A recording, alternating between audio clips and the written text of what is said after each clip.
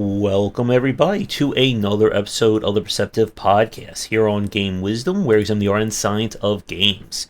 I am Josh Beiser, and we have another developer interview lined up for today. My guest is the founder behind Red Nexus Games. They are currently working on the Peglin-inspired roguelike, Peglin. And he is on to discuss the game, and I'm sure we'll have a lot of interesting tangents and roguelike related discussions. So please welcome to the cast, Dylan Gedig, and hopefully I didn't butcher your last name too badly there. Oh, it was pretty good. I usually emphasize it as like Gedig, but it's all good. It's a pretty uncommon last name. Yeah, thanks for having me, Josh. It's good to be here. Always happy to talk roguelikes. Not a problem. You're hearing the audio play the delays. I'm not sure what could be causing that. Everything looks good on this side. That's weird. I'm not seeing anything weird on this side. Is anyone else having that issue in chat? But while we wait for any discussions like that, oh, okay. Whew, thank you. I got again. OBS issues are the true nightmare when it comes to this stuff. But, Dylan, it is a pleasure to have you on. Thanks again for reaching out about being interested. And again, for any developers watching this who are either working on a game or just want to talk game design with me, I'm always looking for guests. So reach out to me however which way you prefer. So, to get the ball rolling, since this is your first time on the cast, Dylan, could you talk a little bit about who you are and what is your background when it comes to game dev? Sounds good. So my name's Dylan. I've been working in games for about 10 years now, or involved in games in one way or another. I've done a lot of things over that time. Most of my roles on paper have been designer or developer. I was a software engineer for a while, pretty much just programming the games. I've also been really heavily involved in helping organize events over the years. Less so recently, just because Peglin has been kind of all-consuming of my time. But in the past, I've helped organize chapters of the IGDA, the International Game Developer Association, as well as Global Game Jam. I used to help organize a site for that, and then helped organize more regionally. And then for a while was on the board of directors. In both of those organizations, everything has its pros and cons. But overall, if you're a developer looking to get into the industry, those are two great places to start looking. I received a scholarship from the IGDA back when I was in university to go down to E3 for the first time ever. And that was really, really cool. Really good way to get your foot into the door. And then after that, I've worked in some idle games and some mobile games, but was always kind of doing stuff on the side. And when the pandemic hit and I had a lot of spare time on my hands, that's kind of when Peglin started being worked on in earnest. And we were lucky enough that, there was enough interest there. We kind of gathered enough Steam wish lists that I was confident to leave my day job. And that's kind of brought us to where we are now. Launched the game earlier this year, and it's done pretty well for itself, which is really awesome to see. Yep, definitely. I played it, I think it was the first week or two it was out on early access. I got a few runs won. I think I may have broken the game with a few of those items that you may have patched since.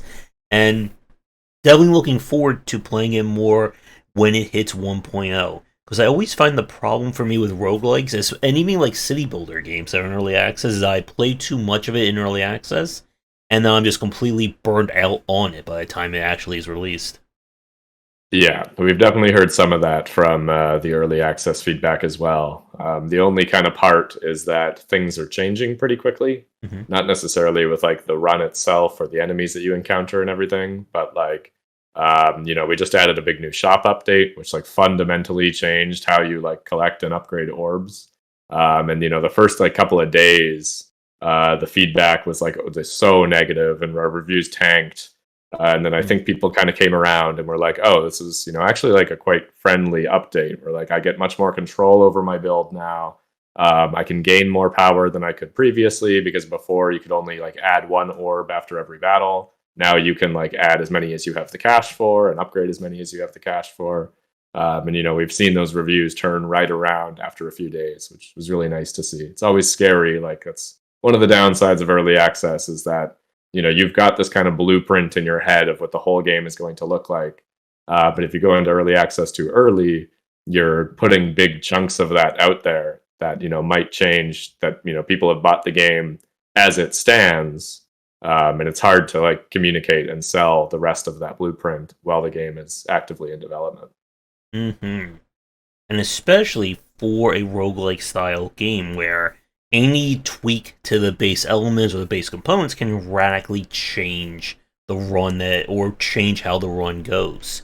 And it's something that I've seen from a lot of the roguelike games I've had a chance to play, and I have certainly played a lot of them in the last 2 to 3 years. Definitely. Yeah, I would say they're one of the better genres for early access just because of that replayability. Mm-hmm. Everything that we add in, that's fresh new content for every run that you might do after that. But yeah, it does also run some risks of like fundamentally changing some of the things that people enjoyed about the game. And you never want to be taking those away inadvertently. Yep.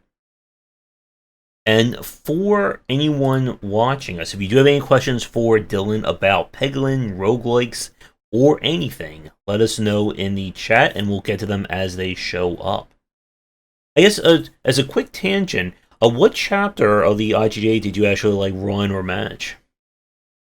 It was Victoria, BC for a while, which is Nice. just island city in between Vancouver and Seattle, pretty much. And then I was the regional organizer for Canada and the Pacific Northwest, US for a while. Yeah, it's a great organization, honestly. It takes a lot of flack sometimes because it's kind of like one of the biggest game dev organizations, but they really like do not have a ton of resources. So it's a bunch of good people doing the best they can. But any time that they're like slow to respond on like unionization talks or anything like that, they immediately just start taking fire. It's a little disheartening when you're just seeing what's going on the inside, and just most of the like I would say 99% of the people working there are doing it on the side of full-time jobs. It's no very few people's full-time job to run this organization because it's just not that kind of organization. Yeah, so it's a little unfortunate, but they do put some really good stuff together for sure. Yeah, like I'm here in New Jersey, and I'm like really close to the Philadelphia chapter, and I'm trying to like get more involved with them as they're once again trying to kind of more raise awareness for Philadelphia and East Coast developers. So I'm hoping to see more good things out of them. And yeah, I mean, we could certainly discuss the IGDA and kind of like the challenges of organizing these structures, I think, for a long time. Yeah. Even from a local perspective, the chapter that I organized, like we would just burn through organizers so quickly, just because like you're putting so much heart and soul and energy into it, and it's largely a thankless job. At the end of every event, you have people like submitting like, "Oh, here's all these things that could have been improved," and we'd always come back and be like, "Listen, we're a volunteer organization. Please come on, help us improve them." And the amount of people that actually did was just like so incredibly insignificant, and it's like. We're trying to like make this the best we can, but you're trying to scrape it together on like one, Wednesday night, once a week kind of thing. And yeah, it was tricky, but when things did go well, like it was very internally rewarding, even if the community didn't know. Shout and cheer, and it is what it is. Yeah, it takes a certain fortitude to be an organizer for that sort of thing, and I respect them like immensely, even if I'm not doing it personally anymore. So, to get back to, I guess, discussing more about Peglin, when did you and your studio start working on the concept for it? So the original concept of it just turned 3 last month. It was created at a game jam originally. The game jam was actually hosted by IGDA Victoria. I don't think I had much to do with that one other than attending. And so yeah, that was kind of a good place to get things kicked off.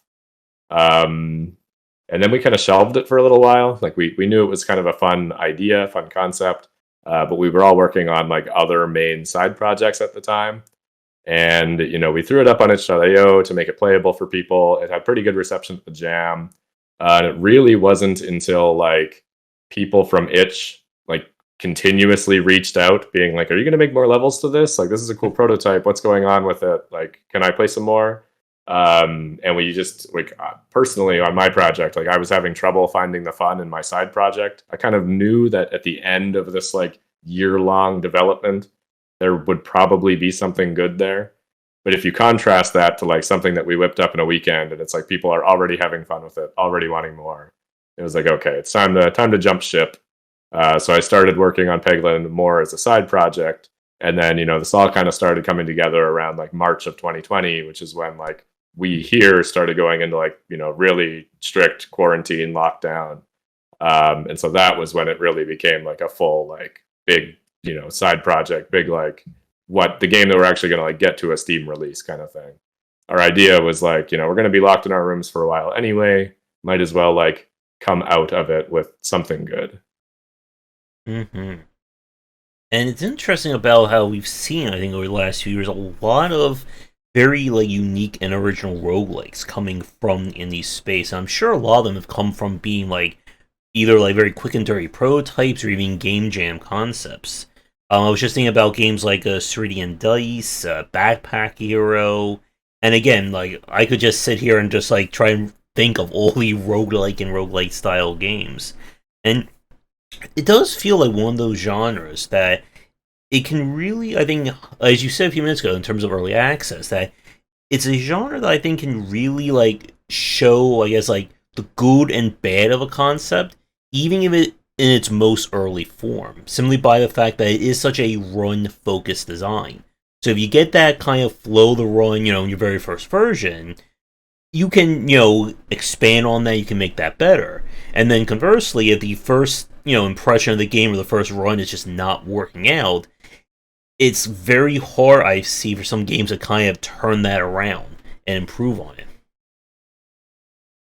Definitely. Yeah, they really benefit from that. And they benefit a lot from the community too. Like Peglin was super, super early. We pretty much just had a demo out in some like events, and we didn't even keep the demo up the entire time at the time. It was like, put it up for a Steam event, pull it down afterwards, work on it until the next one, rinse and repeat. But while we were doing that, like streamers were showing up and like, just kind of dabbling with all the different roguelikes. And that was pretty much the only reason I was able to like leave my day job and like start working on Peglin full time to really get it ready for a big release. Our original pitch for Peglin was like just going to be the size of the original demo. It was just going to be like one area. We were going to put it up on Steam for like a few bucks and just like this tiny little janky thing. But these streamers kind of shining a light on it and getting people to look at it and like people going and wishlisting it, like that was enough information to be like, okay, this game has a bit more meat to it than we're kind of giving it credit for. We should build this out into like a full like real game as opposed to this tiny little like prototype side project that we had.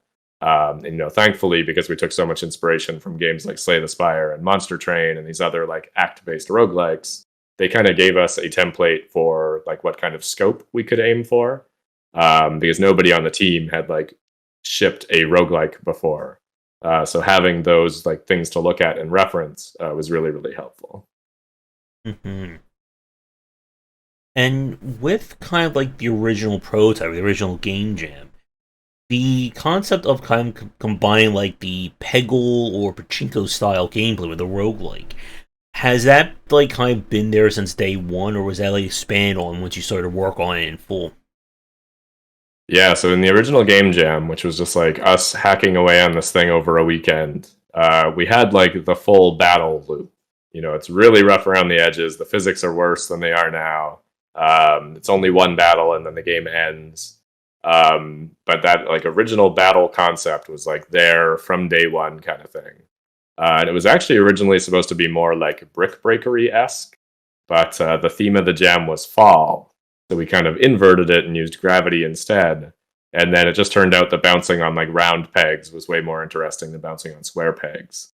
So that kind of like, that's what like influenced the style of the game, which is really interesting. It's a fun thought experiment to be like, if the theme of the jam was different, what game would we have come out of there with, if one at all, like a fun one at all? Like it's a fun thing about game jams, right? It's pretty low investment, and you never know what you're going to get out of it.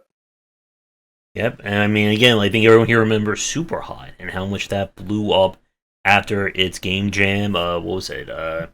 Forger was another big example, and I'm sure there are a lot more out there that I'm forgetting right now. Definitely. Yeah, even if it's, a slightly longer game jam or it's more of like an internal prototyping session, like I think a lot of big games, you really want to be able to get to the fun very quickly and then build up from there. Because as I experienced on my last like failed project, doing it the other way around is very hard. Like slogging away for a year with no cohesive vision of fun in sight. That's pretty tough to do, both for the developers and for any like play testing that you might want to do. So I think one question I want to ask you, I'm going like really a little bit on roguelike design for this one. One of the major things I think I've seen and studied with a lot of the roguelikes I've played is just how hard it is to create the beginning of a run. Like, how much do you give the player at the start? How easy, how hard you're going to make it? And like one of the challenges I've seen from some of the games I've played is that if the beginning of the roguelike or the beginning of the run is like too annoying or too difficult, I tend to check out a lot more on those games. And I don't want to name too many of them on the stream here, but I've played several lately where it just feels like the start is kind of like that slog until you kind of get that one item or that one upgrade. But then it always hurts so badly knowing I have to restart the game. I have to try, get back up to like, this being like the point of being at 0. And with a game like with Peglin, especially with kind of having like the physics of the ball and of course the different strategies, it also has that challenge of, what enemies you introduce in the first area, what are the potential power-ups you can start with. I just want to get your thoughts on kind of creating a roguelike opening. Yeah, I'd say that's one of the toughest parts about roguelikes for sure. Later on, you're kind of designing for like particular challenges, like making sure that a player's build isn't just like so uniform that like they can't, tackle any challenge that's even slightly adjacent to what their deck is built for. Like for us, we have things that challenge like single targeting builds and stuff like that. Like that has just kind of almost like a rock paper scissors feel to it. Like as long as you have the tools available for them to like build their deck out to be like robust enough to take on multiple challenges, then that's okay. And especially for us, like, we don't really care if you end up just like getting such an insane amount of power that you can just blow everything away. Like that's almost part of the design space. And that is something that we're leaning into a bit more now. I know a lot of our players have been kind of upset with some of the nerfs that we've had in the past.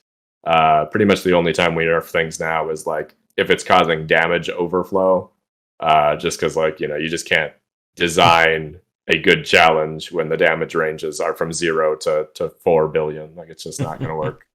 So that's kind of the only area that we're nerfing now. And then as we get closer to 1.0, we'll kind of tune the dials a little bit more, just so that no relic is like an instant win relic. Like, as long as maybe a combination of 2 or 3 is good. But you want it to be, a skill-based game and a strategy-based game instead of just like knowing which of these buttons is the win the round button. But for now, if that's the case, that's kind of okay.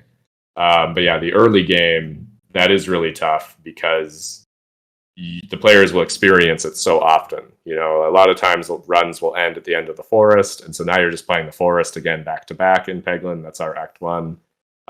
So that can be pretty tricky. For a while, we had a system where if you made it to the first boss, it didn't matter if you won or lost, you would get a free relic on the start of your next run to kind of like reward people that didn't just save scum and maybe like stuck it through at least to that point.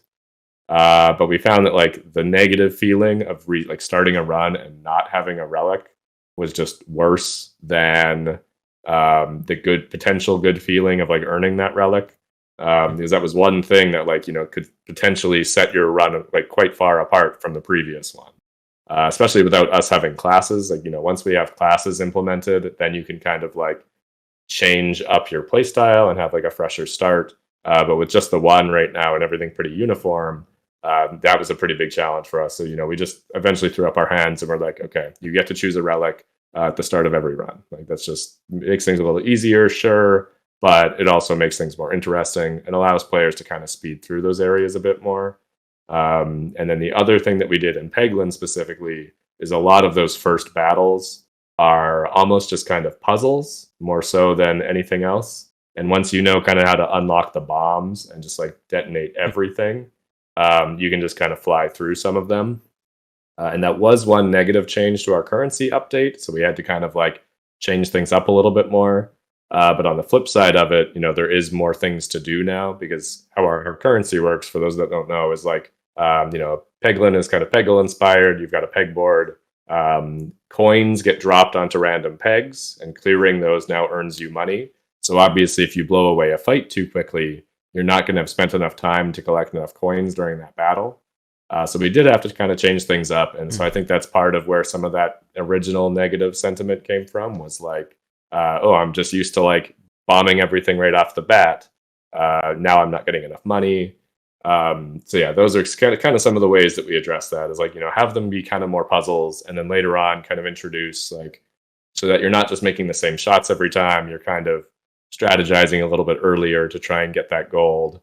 And now because of like that gold collection and being able to add and upgrade multiple times, your build diverges a lot quicker than kind of waiting for new orbs that you want to come in. You kind of have a faster selection.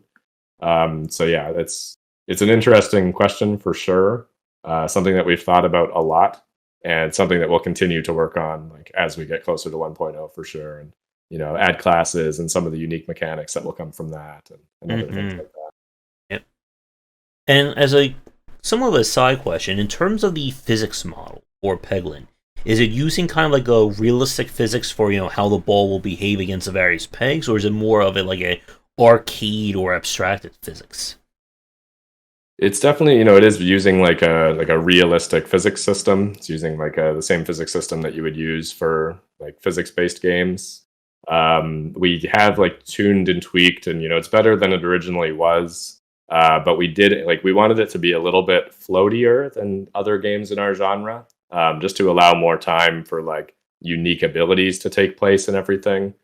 But we've heard so much feedback from players kind of over the months that the game has been available that it doesn't really feel great. So we're earmarking some time to like sit down and take another look at that. And at this point in the game's life, like it's a pretty scary prospect to like go in and like change the physics like on a fundamental level, because you just have so many players that like have this kind of muscle memory for how the game works. So that's something that we're going to look at. Maybe our feedback sounds aren't good enough. Like I do understand what people are saying when like if you play other games in our genre, like they feel heavy and they feel like their hits have impact and like very satisfying to like have this ball bounce around. And in Peglin, it's really only kind of satisfying like once you have this like cacophony of relics going on that are like just blowing everything up and like changing everything radically. But maybe that's okay. And maybe a physics change will have to wait until Peglin 2. But yeah, that is the kind of stuff that we investigate in between big updates and stuff. Yeah, and trying to like I interviewed a few of those who work on pinball games, like what was it, Pinball FX and the old Pinball Arcade, and like the challenge of like the physics when you have something that's like pinball or Pachinko-esque is very tough, because some people will like it to be like super hardcore realistic, where you can manipulate it just by like changing like the direction from like here to there, gives you like this radically different one. But then of course you run into that issue of, if let's say your entire run hinges on you hitting that one perfect peg or getting to that one perfect spot, and the physics are just so advanced or so hard to figure out that you hit the ball and just shoots off somewhere else, and the player just going to feel like, well, what did I actually do to win? If it's just a case of close your eyes and shoot the ball, and maybe you win, maybe you don't. Yeah, I think that is harder for pinball games because, like, most people have played an actual pinball table, so you have a very real expectation of like how this ball should behave and everything. We are so abstracted that I think we have a lot of freedom to change, make the physics the way that we want them to. Even though, like I said, we are using a realistic physics engine, but obviously there's a lot that you can change in regards to like gravity and the mass of the balls and the bounciness of everything. So yeah, I think we got away with that. And it probably would have been in our best interest to like really hone in and nail down the physics that we wanted before the game went into early access. Because yeah, that's my only thing now. If we could pull every single player and kind of see like, is there like overwhelmingly people want these physics to be tweaked and changed further, or like if we change this, are we going to have an angry mob on our hands? Because at this point, like we have hundreds of thousands of players, and I've kind of accepted from a design perspective, like it's going to be impossible to make everyone happy, which kind of sucks. Ideally, your game would just be flawless and everyone would love it. But once people kind of get these different expectations, like you cannot possibly cater to like that many different expectations. But yeah, so that's kind of one of the things, and that's something that I'll be playing around with. I'll change it for my local dev builds, and if I like really feel that like, oh, we've got a big improvement on the physics, the game feels punchier, it runs a little faster. That's something that we'll roll out to experimental and let players play around with. And then, if we get that backlash, that kind of gives us a chance to be like, okay, no physics changes. We'll save that for Peglin 2 and do a big overhaul then. Mm-hmm. And I guess like with the challenge of the game, again, with the fact that you are it's kind of like having like two different layers of uncertainty. You have kind of the physics of the ball itself as it goes around the board, and of course you have the standard RNG of a deck builder with what upgrades you get, what items are in the store, that kind of thing. I guess in terms of difficulty, and this is one of the things that, again, for people watching, I played this game again like week 1, week 2, so I know you've had a whole lot of changes and balancing to it since then. But in terms of the general balance of Peglin, what has been kind of like your overall philosophy in terms of, I guess, how easy, how hard you want to make it for each given biome? Yeah, we've kind of eased off the gas on difficulty a lot more after hearing about like this players' feedback. For a while there, I was trying to like really keep it like tuned in. Like Slay the Spire is one of my favorite games, and just it feels like such an excellently balanced game. Even if I lose like 95% of the time when I'm challenging like their ascension ranks, it's like it usually feels like it's my fault, and there was ways that I could have avoided that. And that was kind of what we were going for with Peglin. But we were hearing a lot of feedback from people being like, I bought this game because it had this like fun aesthetic of like these cute little slimes and this like bouncy pachinko gameplay. And I saw people rack up like tens of thousands of damage. And, then I got it and you like removed the thing that lets me do those tens of thousands of damage. Like that kind of sucks.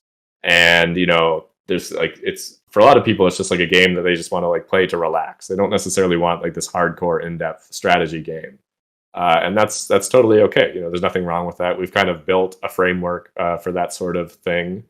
And we have our Crucible levels. Those are akin to Slay the Spire Ascensions. And, we can kind of shift a lot of the difficulty out of there or out into there. And so the kind of idea for the base game is that like I would be able to beat it like 95, 98% of the time. Like, if I really just have truly atrocious luck or like make too many decisions in a row, it's not impossible to lose, but it's, unlikely. It's going to be very friendly. And then for the people that do want an intense strategy game, that's kind of the game that we're still setting out to build. We want like beautiful synergies that come up from like, creating these perfect builds. And that's still kind of something that's missing. We have kind of some of the pieces in place, but not enough for having finishers and like enough to tie those builds together. So that's kind of what we're working on now, especially as we move into like working on our classes. That really is forcing us to like carve out a lot of the other orbs. Just here's a synergy. Here's, this class can make like 4 or 5 different types of builds. And now it's just up to you with that limited pool to like put those together. We want that game. We want that difficult strategy game. But if that's buried below 10 ascension levels and we've pulled some of the difficulty out of the core game to make that happen, like that's okay with us. And we've already done that quite a bit, both in ways that were kind of intended by the game design and ways that weren't originally. Some of the biggest examples are like Peglin originally only had 1 refresh and 1 crit peg on the board. And it was pretty difficult. It kind of worked okay for the forest, Act 1, but as you got into Act 2 and Act 3, it was pretty hard. Mhm. And so we actually pulled that out and made that like its own. That was like Crucible level 5. That was already like a quarter of the way up to Crucible just because it was so difficult. And that allowed us to make that base game a little easier and kind of spread that difficulty out a little bit more. And so it's really nice. Like this, I can see why this style of difficulty ladder has kind of Mhm. become so popular, at least from a developer perspective. And I know, like, some players really enjoy them, especially because the games are so replayable as is. So kind of trying to just like push run by run up that ladder can feel pretty good. Mhm. And I know some players do dislike them, and there's other difficulty options that roguelikes have introduced that are definitely always worth looking at. But this one in particular has worked really, really well for us so far. Mhm. Yeah, and it's one of those things again that we saw kind of come out of like Slay the Spire, and we've seen a lot of their developers and roguelikes implement. And I think to the point that you just said, that it's a great way of having that like bite for players who want it. But then if someone doesn't want to play the game at the absolute hardest, they can stick at, level 0, level 3, 4, whatever. And I think it's definitely been like one of those very interesting aspects of how much roguelike design has changed over the past decade. And I guess as a question to you, as someone who I'm sure has played and studied a lot of roguelikes, are there any other, I guess, like trends or major like gameplay, like mechanics or systems you've seen kind of become more and more adopted by roguelike designers over the last few years? I can't think of any that jump off the top of my head. I think like the thing that I've been looking at most recently is kind of the trend of like bullet hells coming or bullet heavens coming out of nowhere. The Vampire Survivors like games, and I think they do some really interesting stuff. There's a lot more focus on on their kind of core level. If you're not arguing like traditional roguelike, modern roguelike, like they are very rogue designs, like roguelike designs, where you go into a run, you die, and so many of them are roguelites where you're like upgrading like permanent progression. So I've been looking at like a lot of what those games do, especially because they're so focused on like these like much shorter runs. So as a developer, and being quite busy, like Peglin gives me very little breathing room just because we have so many players and such a small team. But being able to just like jump into a game like 20 minutes at a time, that's a lot easier for me to look at. But obviously, I do still love the like hour and a half runs of like Slay the Spire, where you're pushing all the way to the heart. And I mentioned Monster Train earlier, but that's another fantastic one. And then yeah, Backpack Hero. Those runs only take me like 10 minutes, but I love that game to death. So people ask me like which of these games should I try because we're in a bundle with them, and I tell them like Backpack Hero is better designed than Peglin is. Like it is way better balanced than Peglin is. And if you get over that kind of inventory management, definitely worth trying. Like it doesn't have as like appealing as a label, but once you get into the meat of it, it is just amazing. Mm-hmm. Yeah, And and I it's think they do some interesting stuff. Like a lot of people have requested like endless modes for Peglin. And it's a neat idea, but it's just not doesn't really fit into the kind of design ethos that we've kind of set out. And there are mods that do that. We do have endless mods. So at some point we might just cave and like, you know, roll it out as like it's not balanced. Like if you want to sit there and play Peglin for 4 hours in a single run, by all means. But we're probably not going to provide too much challenge. But I do know that like Backpack Hero kind of had that out of the box, and I thought that was pretty interesting. So you can do a victory lap if you just end up with like a completely broken run, and I do kind of see the appeal in that. So yeah, we definitely we are always looking at other games in our genre and outside of it, and what are they doing? How are they making players' lives better? What kind of quality of life or like fun features do they have? Yeah, not always roguelikes, but quite a few of them for sure. mm-hmm. Yeah, the endless runs and like loops and stuff like that is an interesting point. Like for me, I generally don't do a lot of like looping in these games just because I like to focus on that one run. Take it beginning to end, good, bad, or whatever. And I remember, I think the first roguelike that I played that did something like that, or at least a non-traditional one, would be something like Nuclear Throne, where like the entire purpose of it was each loop you add more and more stuff. But I think for me, And I think this is another interesting question for you, especially with Peglin, is that I think when we start talking about like endless modes and stuff like that, it really calls into question how long or the length of your game should be. Because, like as you were just saying, with games like Monster Train, Backpack Hero, and so on, like the length of a run certainly varies. I've played like Slay the Spires at least like 60 to 80 minutes, give or take, even on a good day. And then there's some games like Hades and Backpack Hero, where it's maybe 30, 40 minutes, stuff like that.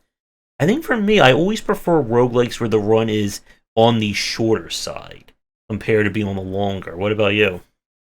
Yeah, it's a really tough call. Like that's one of the things that has been so difficult. Is like when I set out to design Peglin, like I was just designing it for me. It's like here's a game that I want to exist. I have this framework in my head. You know, here's how it's going to work. I'm just going to sit down and build it.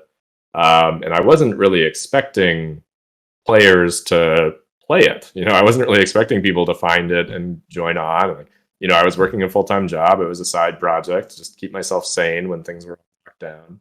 And that's been, you know, one really big shift in my mindset that I've had to change over the past like 2 years of working on it.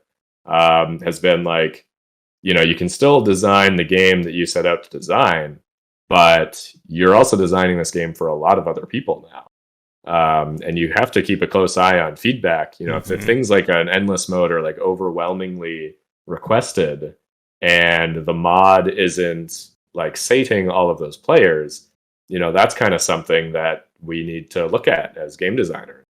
You know, you can take all the input that you want from yourself, but unless you're going to just completely shut off all lines of communication and just like do your own thing, which, you know, some designers can do quite well. I don't think that's what early access is a good fit for. You know, we went into early access for a reason, and one of those reasons was getting players in the game, hearing their feedback, helping us like balance and tune and work out all the kinks. And so you really have to be paying attention to the kind of features that players are interested in. And it's, you know, it's more of a challenge for sure. If you're designing a game for yourself, it's a really easy process of like, would I find this fun? Yes. Okay. It goes in.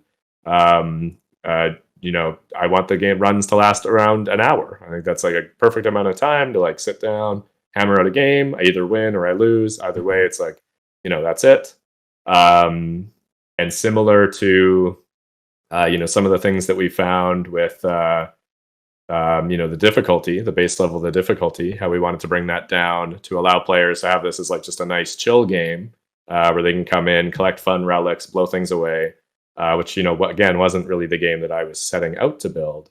You kind of have to ease up on your design ideas, design restrictions that you've set for yourself, and start, you know, incorporating more of those ideas into the wider picture. So that's, you know, something like the endless mode.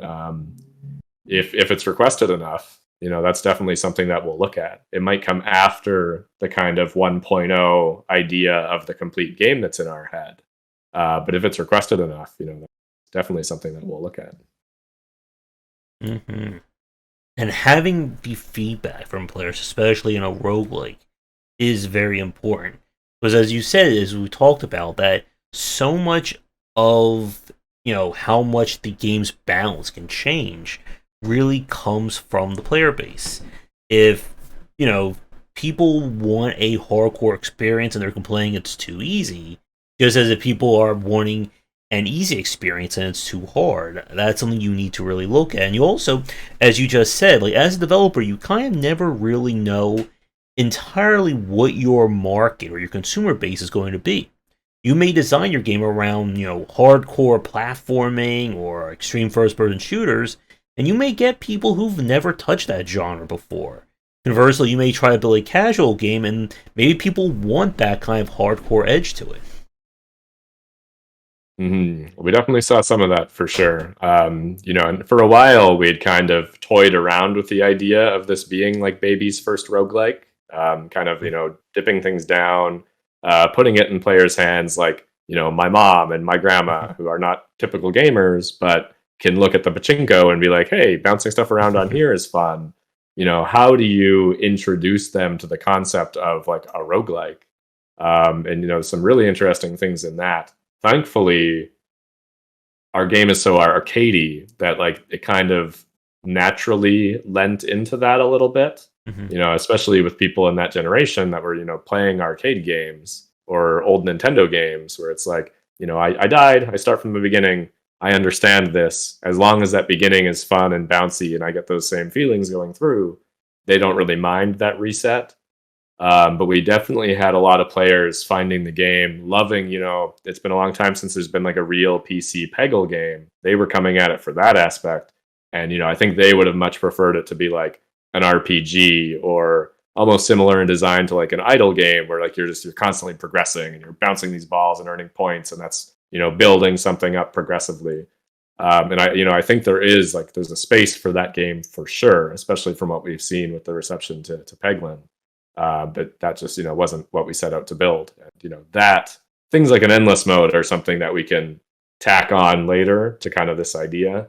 But regardless of how much feedback you receive, you can't like fundamentally shift the game.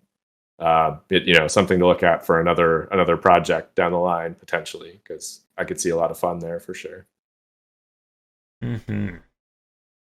Yep. And trying to again like change some of these aspects, because we've seen a lot of roguelikes that go through early access that may add in new game systems, or they may change what are some of the underlying core elements. But as we said earlier, it's that risk of, do you change something that people liked, and if you did, are they going to stick around with it?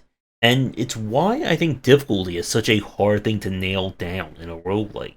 Because I've played roguelikes where I can just go on autopilot. Like, it doesn't matter what drops. I'm going to make it work. I'm going to make that run, generally speaking, win no matter what happens.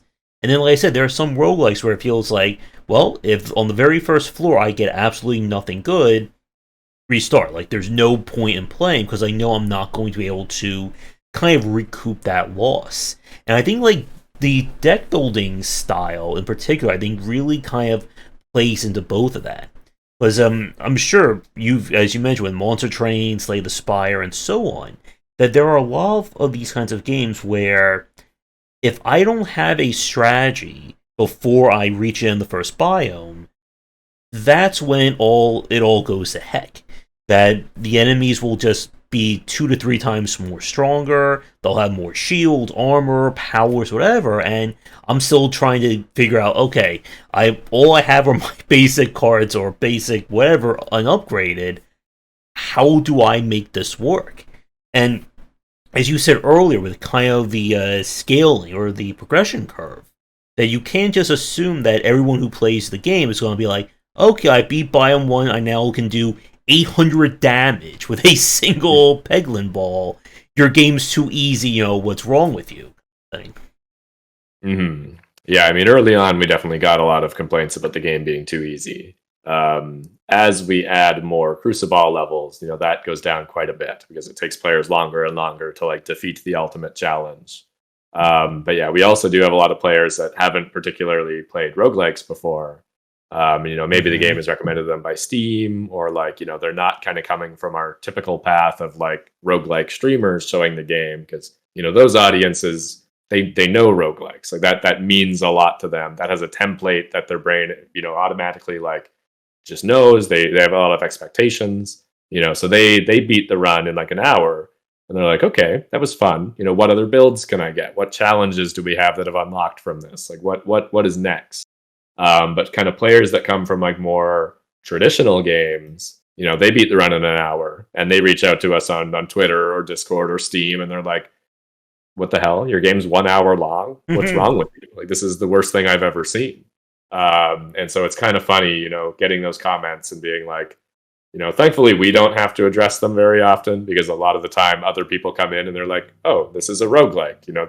Here's how you play them. Try again and like try a different build. Try building into this specific thing. But it's just, those expectations that need to find a better way to set them on the Steam page, I guess, because there's always, anytime a large number of people have that kind of are running into the same like missed expectations, that's kind of on you as the developer and like the the marketer, where I'm one person that wears a lot of hats, but there's something is falling short there somewhere. and probably worth looking at so that people, don't have these missed expectations. Because, at this point, especially now that like we funded Peglin, early access was good enough to fund like pay us for working on Peglin so that we can all go full time and fund a second project. At this point, like I would much rather people that aren't going to have fun with the game, like not buy the game. I don't want to like take somebody's money and not provide them with a fun experience. So anything that I could do to like mitigate those like bad feelings, those missed expectations, I would do in a heartbeat. So. Mm-hmm.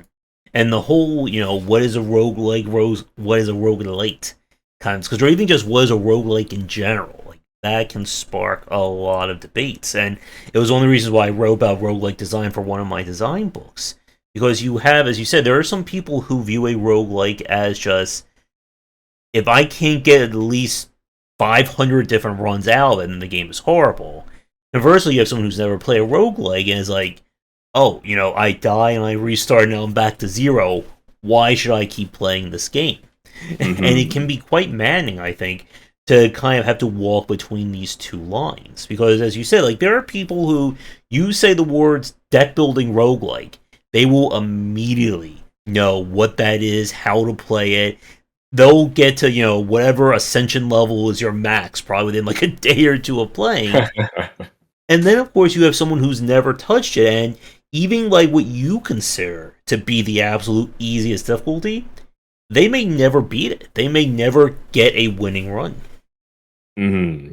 Yeah, and if you're not expecting to go all the way back to the beginning when you die, like that is a very rude slap in the face. That sucks. Like I can only imagine, because I also like JRPGs are one of like my favorite genres. And if I was playing one and like, I've been saving along and I'm maybe an hour into it and I die and it just boots me back to the main menu, like I'd be livid because that's not like the expectation that I have when playing that style of game.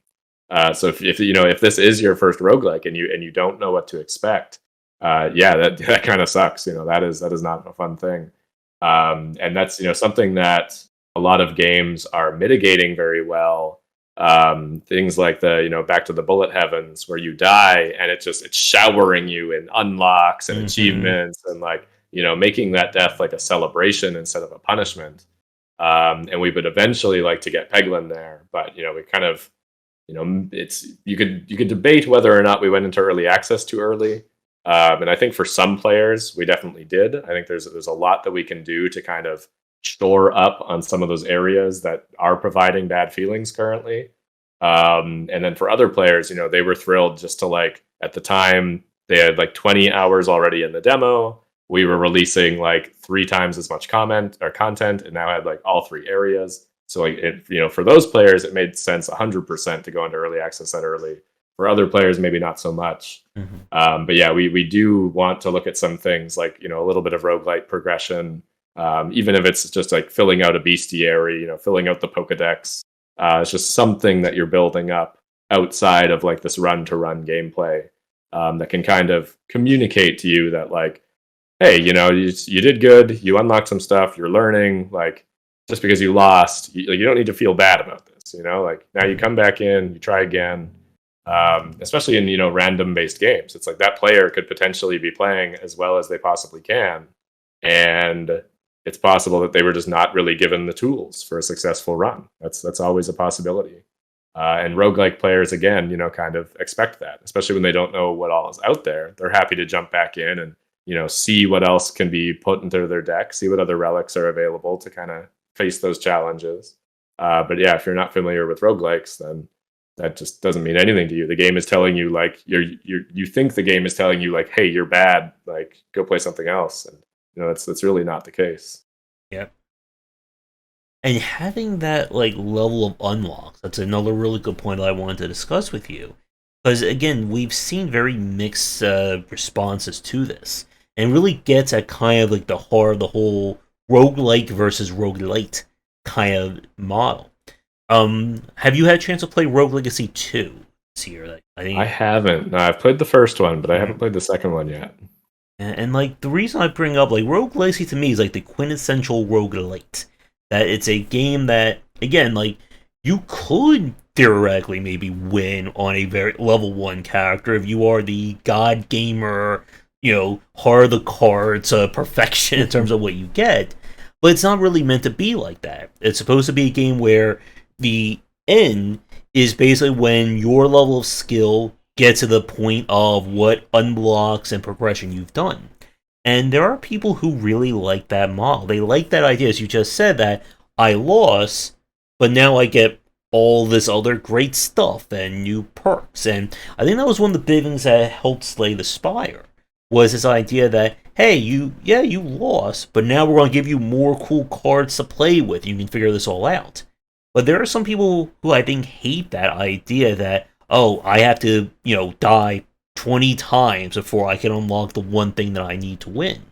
Mm-hmm. And then there are people who, when it comes to these kinds of systems, that it just feels like, well, it's all great and everything, but how do I, if there's nothing? Like, if I lose, and this goes back to your point you just said about kind of teaching someone about roguelike, and this is something I was talking about on one of my design casts we just did about kind of teaching someone to understand loss, is that they lose a roguelike, and it's like, well, you lost, and it is entirely up to RNG. They're going to be like, well, why should I keep playing? What is the point of playing if I have to, hope that all the stars get aligned, I get, item A, card B, artifact C, and I dominate, and if I don't, then I lose. And again, like, for someone like me, I play, I will pick every bad option sometimes when I play roguelike just to see what they all do. I want to kind of break that design.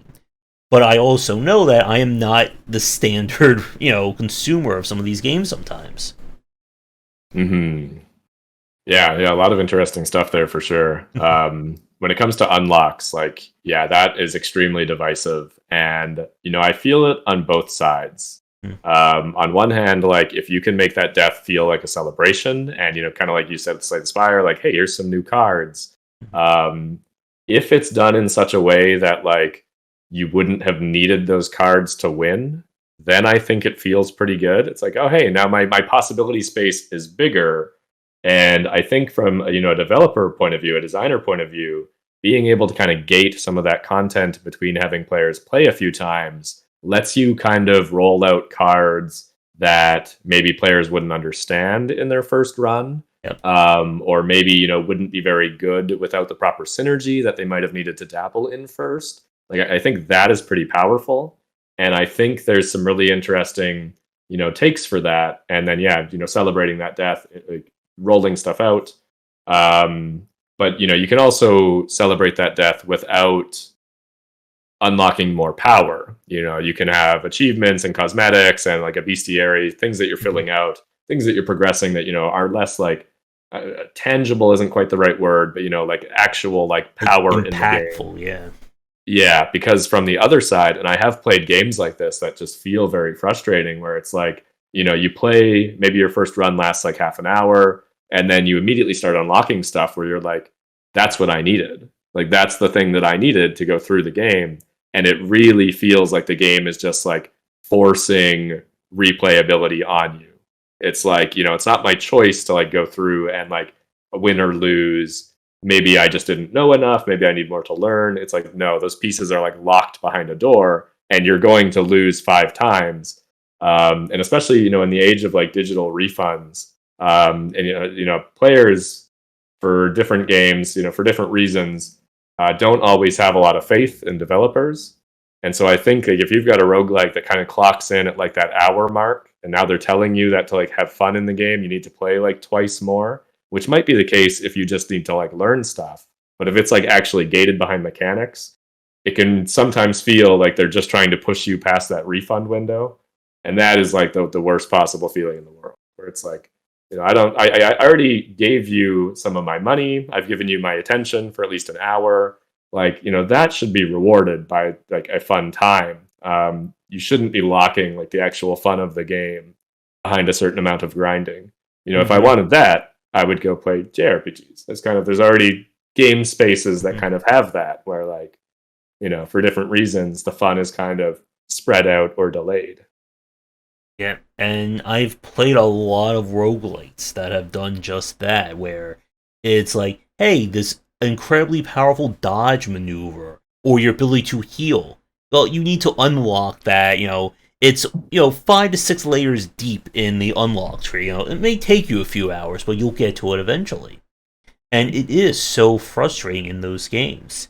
And I think another like aspect of this, getting back to like kind of like the ascension mode or like the different difficulty levels, is that when it gets to the point that it becomes too restrictive, I guess, in a way to play.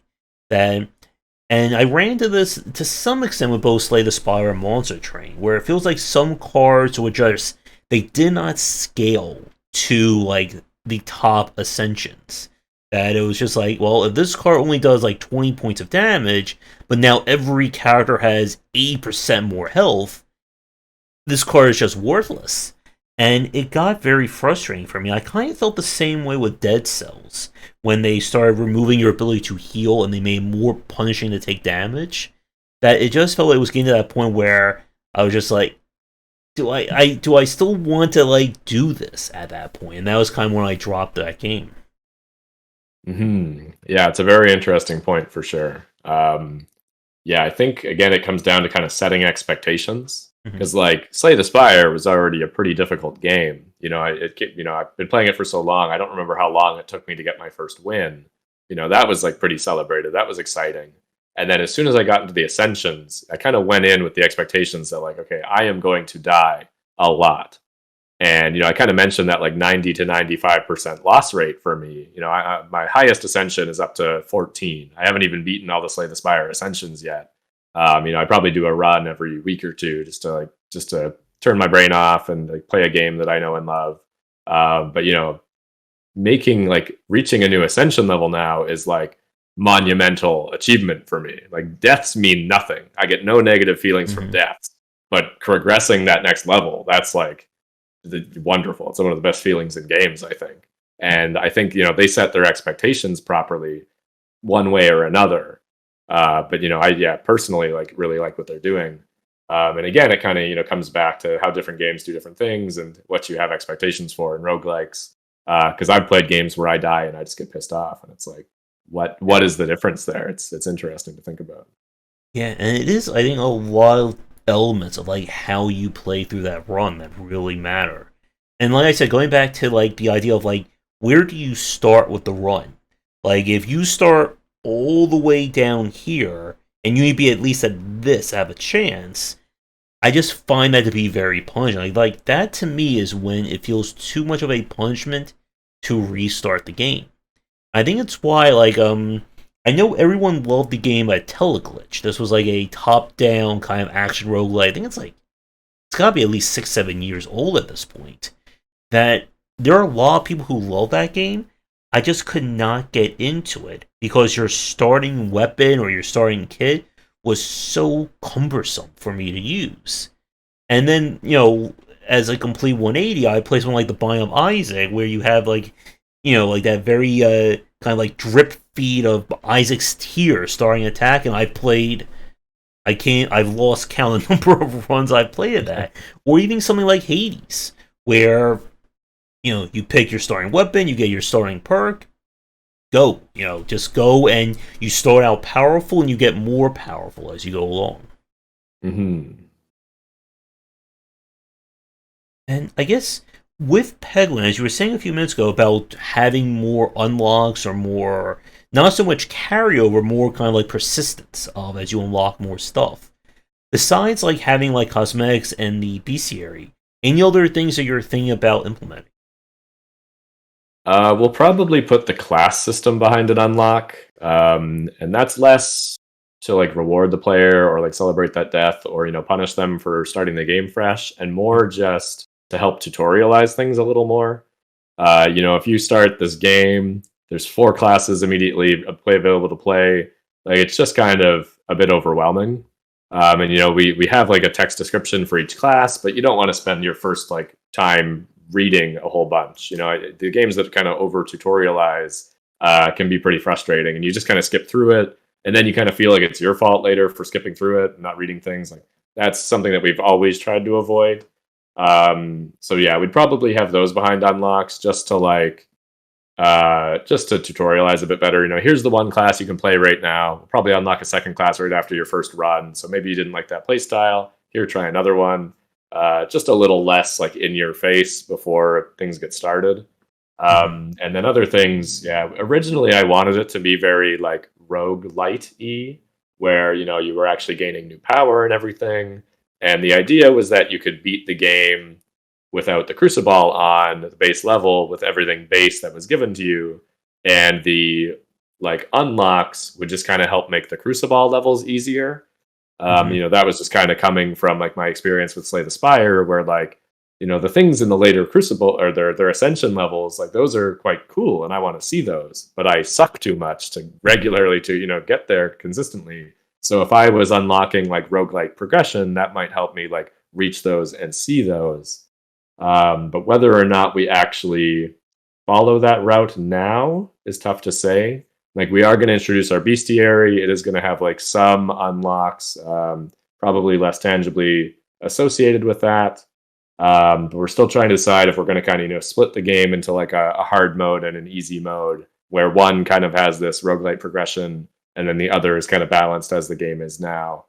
To really depend on like, are the players that are having trouble climbing the crucible levels, like do they even necessarily want to play the higher crucible levels? Like, those are kind of there for difficulty. It's not like they're radically like changing gameplay. So that's kind of something that we'll have to decide, in the next couple of months after we finish the class update and looking to the final little stretch of Peglin development, that bestiary and some of the final cleanup items. And I guess for a little more detail about the classes, and again, this stuff you're not ready to reveal yet, definitely let me know. But I guess how are like the different classes? Like, how are you thinking about them from a design standpoint in terms of like what does one class do differently compared to the other? Yeah, for sure. Yeah, so we have teased them before. So there's going to be 4 classes, at least to start. We might roll out some more later on if there's other synergies that we don't feel are fully addressed. So we're going to have the Baladin, which is pretty much your standard a warrior. Always nice to have a class like those in these games where it's just like simple, strong attacks, defense, not being too tricky or anything. Especially when you get into the physics gameplay, like, this will be the class that is just there to like hit the most pegs and not be too sneaky about it. Then we're going to have the round roll, which is, going to be kind of our rogue archetype, focusing on crits more and poison and kind of negative debuffs on the enemies, various things like that. So a little trickier, but still not too crazy. And then we're gonna have the Spinventor, and that's pretty much just like all bets are off. It's gonna focus on like board modification and like really specifically like manipulating physics and like toying around with like the enemy's placement and all of these different things. And so in our kind of design part of it, it's like a way to let people play in a style that they found that they enjoy, and B is kind of like almost like elevating difficulty. The warrior is going to be kind of strong enough on his own that he can just kind of bash through things. You don't need to be too like precise with your shots or like be playing the board a particular way. The round drill is going to be a bit more focused on like crit manipulation on the board and all that good stuff. So a little bit more precise. And then the Spinventor is going to be really synergizing to like mess the board up in ways that kind of keep your shot bouncing on like upgraded slimed pegs for quite a while. And then we're going to keep Peglin in. This isn't really something I've seen any other roguelikes do, and hopefully not for good reason. In their main games, they might do it in like custom modes and stuff, but Peglin's just going to have access to like almost all of the content from the other classes. And so for us, with we have the same board state, there's going to be cards that are specific to bombs across like each different class. So Peglin's going to be a way for you to like tie those together in kind of neat and interesting ways, at the risk of having less inherent synergy. It's going to be less likely that you like can fall into a nice build because you're just going to have so many more options offered. And we're going to experiment with that. We're going to try it out. It's pretty much how the game works now. And then if we find that it really isn't working and have to like kind of pare down to this class structure just because we end up with so much content that it's like impossible to get anything fun going, then that's something that we'll have to kind of look at and figure out down the line. But that's kind of our plan for now. All right. And as a quick time check, we are just over an hour in. I figure maybe another 15 to 20 minutes if that works for you, and we'll sort of wrap things up. And if anyone does have any questions for Dylan about Peglin, definitely feel free to bring them up. So, to keep with like the whole class structure, so you're going to keep like, so Peglin himself, like the base character, that's going to be kind of like your like everyman type of character. Like they'll have that, or they'll have access to like every, or the potential to get access to every single orb and so on. Exactly. Yeah. Picture trying to play a game of Slay the Spire, but you've just got cards across like the Ironclad and the Silent, like all of it just thrown into a blender. And I think like there's a reason that most roguelikes don't do this is because like, I mean, why would you really? It's like if you've created this class system to have those class identities and let players play like a particular style of gameplay that they enjoy, why would you throw this other thing in to like mess with that? But as I kind of mentioned, there's going to be enough like shared functionality that I think the synergies will still be pretty interesting, even if they're not specifically designed to be. The warrior is still going to have effects, like the paladin is still going to have effects that happen upon hitting crits, but not necessarily going to have any ways to create crits. So those are going to be styled a lot differently than the round rolls abilities that are going to fill the board with crits and then have effects as it's hitting all of those. And so combinations kind of across those boards, using across those loadouts, those builds, using kind of those common board elements, I think there's a lot of potential for that to be pretty fun. And I'd also like, people that come in, again, they start the game up for the first time. They're there more for like the Peggle element than the roguelike deck building necessarily. Just giving them like a big mismatch class to like hit the first levels of the Crucible with and just like have some fun with it. I foresee it working out quite well, but it's not something that we've actually experimented with yet. Obviously we've seen some of the intricacies for the Peglin class already, just because that's all we have available is all content all the time. And we've seen how that's kind of changed as we've like introduced content. It's harder and harder to get like a specific synergistic build. And then we change, add the shop, increase the amount of like rewards that you can select from. So we kind of reduce that by a bunch. It's going to creep back up. And so it'll really depend on like where that all falls by the time everything is kind of starting to settle in and all of our orbs and relics are in the game and everything. So yeah, it's going to be an interesting experiment. Maybe I'll give a talk about it at some point, being like, you should do this in your roguelike, or you should absolutely never do this in your roguelike. It was awful. Don't do it. We'll find out. Yep. And I think a lot of the reason why we don't see developers do that, not sure how big of a tangent this could be, is that kind of chase for perfect balance. And this is something that I'm sure you have some thoughts on yourself. This idea that how powerful should a player be able to get in a roguelike or roguelite experience? And I've seen developers really approach this from two distinct spectrums. We have some that try to make it as rigid as possible, as in, if you get item A and item B is, the better version of that, B replaces A, so that you never have that kind of, spiraling out of control of power. And then I've seen roguelites like the Bind of Isaac, where just like, you want to stack 27 attack ups and 37 attack speeds? Do it. You want your sword swing to be like a machine gun of the character doing that? Why not? And I think I prefer that kind of stuff, because as we've said, you never know what the player is really going to get. And I think the more you try to control things like that, the more it kind of hurts, I guess, like, the experimentation of the game. I'm curious what your thoughts are on that. Yeah, I've always been a big fan of like arcade games, like like Gradius, where you've got your power ups and everything. Top down 2D shooter. The games that like combine your power ups instead of having them replace them. Like that is just fun. It's like you've got your like now you shoot in 3 directions. You pick up another one that makes you like shoot lasers. Now you're shooting 3 lasers. Like that's just great. And the best games that do that are going to unlock those like crazy combinations, but still be challenging.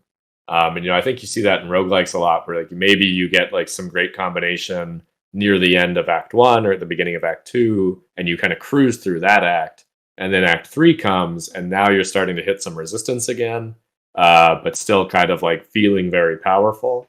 That's kind of the ideal. And yeah, for a while, I was really trying to tamp down on some of the crazy combinations in Peglin, and that was not a great way to go about it. Like our Crucible levels should still be challenging, but if we have some overpowered combinations that people can like find themselves getting into or building like as a good solid build, that's not something that we should be getting in the way of. Adding more content will kind of inherently make that less likely to happen anyway. But what we're really missing is like more ways to reach that broken point. And it'd be fun, we need to have more varying paths to be able to just like get to the final boss and blow the final boss apart. And you don't want that to be able to happen every single run. But if you're on the lower levels, then yeah, like Peglin is a bit more of a we have a bit more potential to be a bit more of a turn your brain off and just bounce the ball around and just like have some fun with it.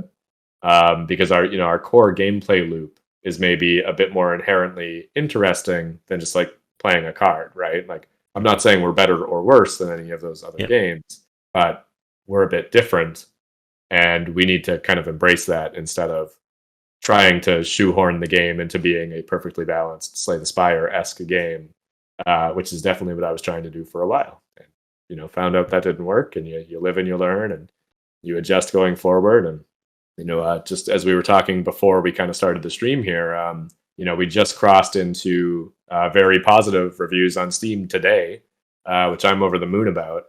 And we had come from our recent reviews were mixed for a while. And I think that was just kind of from, kind of tamping down on some of the fun aspects of the game for a while for a more balanced experience. But if your game is, tight and perfectly balanced and not fun, like what have you accomplished? Like that's not a good place to be. So yeah, we're really, changing up our design ideas on how we introduce that content. And yeah, now in my opinion, we're just like short on different ways to blow up the final boss. That's kind of what we're lacking at this point in time. And I think, like, going back to Monster Train for a second, I think Monster Train, out of, like, a lot of the deck building roguelikes I play, I think, had, like, the best example of that kind of how many ways can we just spiral out of control. Like, I remember winning, like, in, what was it, the nature deck with the thorns, and it was just like, okay, I'm just going to super stack thorns, so the enemy, like, hits me for 10, and I reflect 800 damage. And this goes back to something that I've heard from a lot of developers. I'm sure there's something that you've probably heard and experienced. That idea that it's kind of about like tricking the player into thinking that they've gone one over on the developer. Like, haha, you didn't realize if I take this, this, and this, I break your entire game. And the developer's just sitting there going, yeah, I knew that. I put all that stuff in for that very reason, for you to figure that out. Yeah. I mean, you definitely want to provide those puzzle pieces to the player to be able to put that away. And like, yeah, using mechanics, like thorns, you kind of think of as like trickle damage. Using it as like such a huge offensive push, like that's very satisfying to kind of flip that on its head.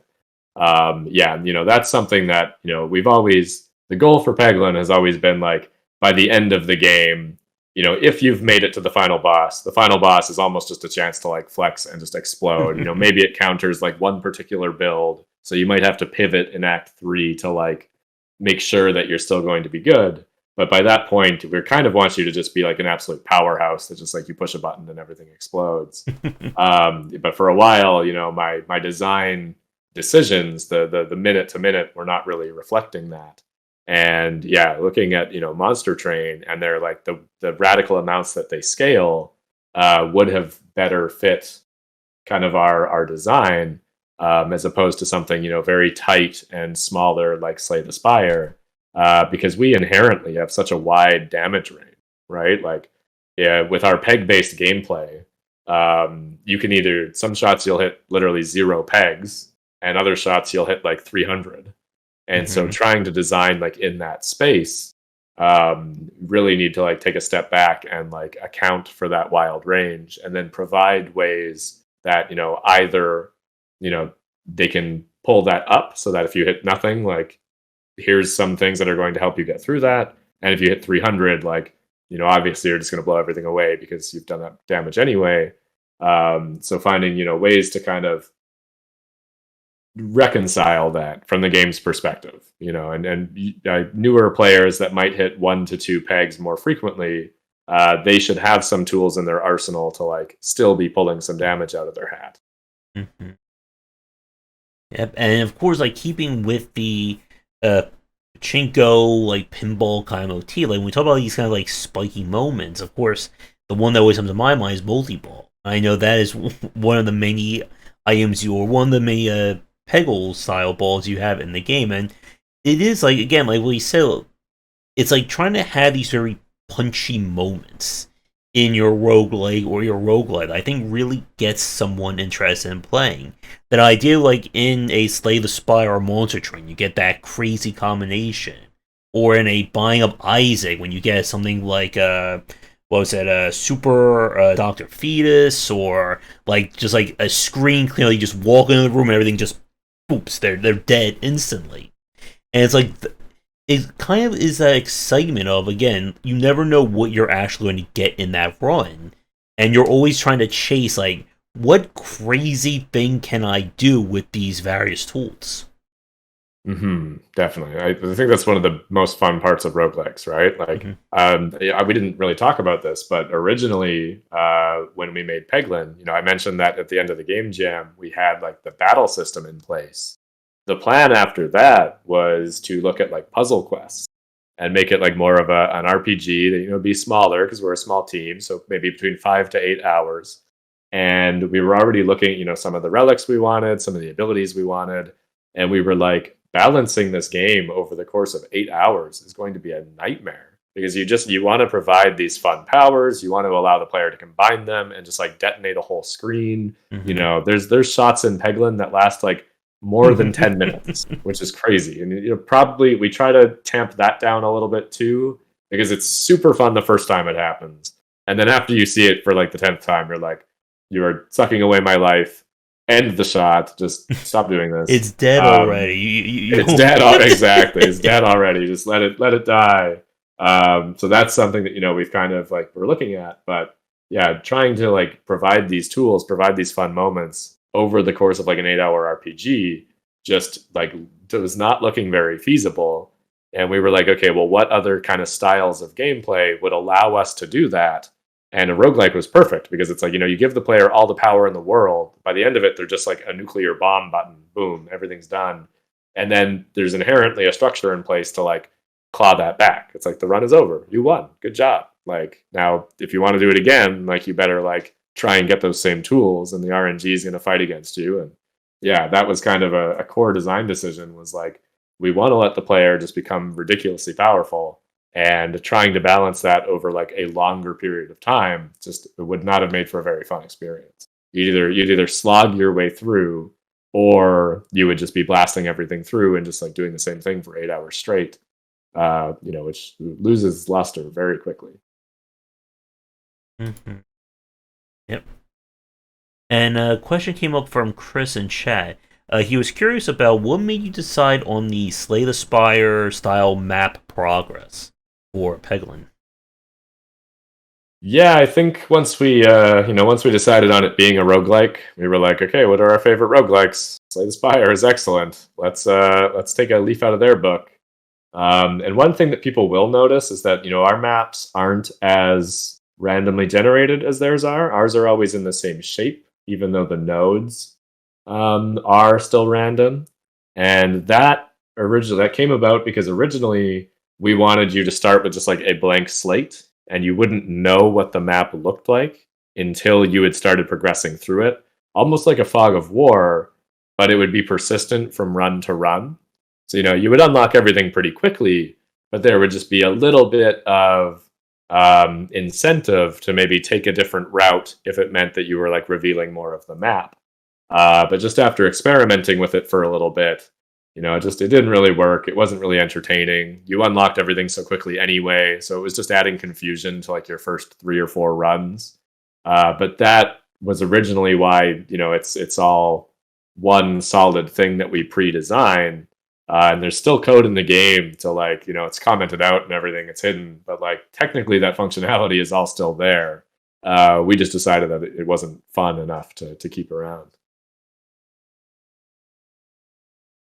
I mean, And then I will also say, originally, because I wanted to be different and mix things up, and our battle lays, it's a 2D game, so you're kind of like looking from left to right. So originally, our map progression was happening to the right. You were like moving from left to right. And then I played Round Guard, which came out a few months into Peglin's development. And they were using their Pachinko system for navigation. And it was such a like head slapping moment of like, how the heck did I not think about this? Like, oh my goodness, like it's so core to like everything. And so that's another reason why we kind of went with the Slay the Spire method of like, top down. We're inverse of them, but we can use our physics to now navigate and decide where you're going. And the fact that I didn't think of it first haunts me every second of my life. I am really glad you mentioned Round Guard because I didn't know if I wanted to bring that because I didn't want like shock you like there's another Pachinko style roguelike on Steam.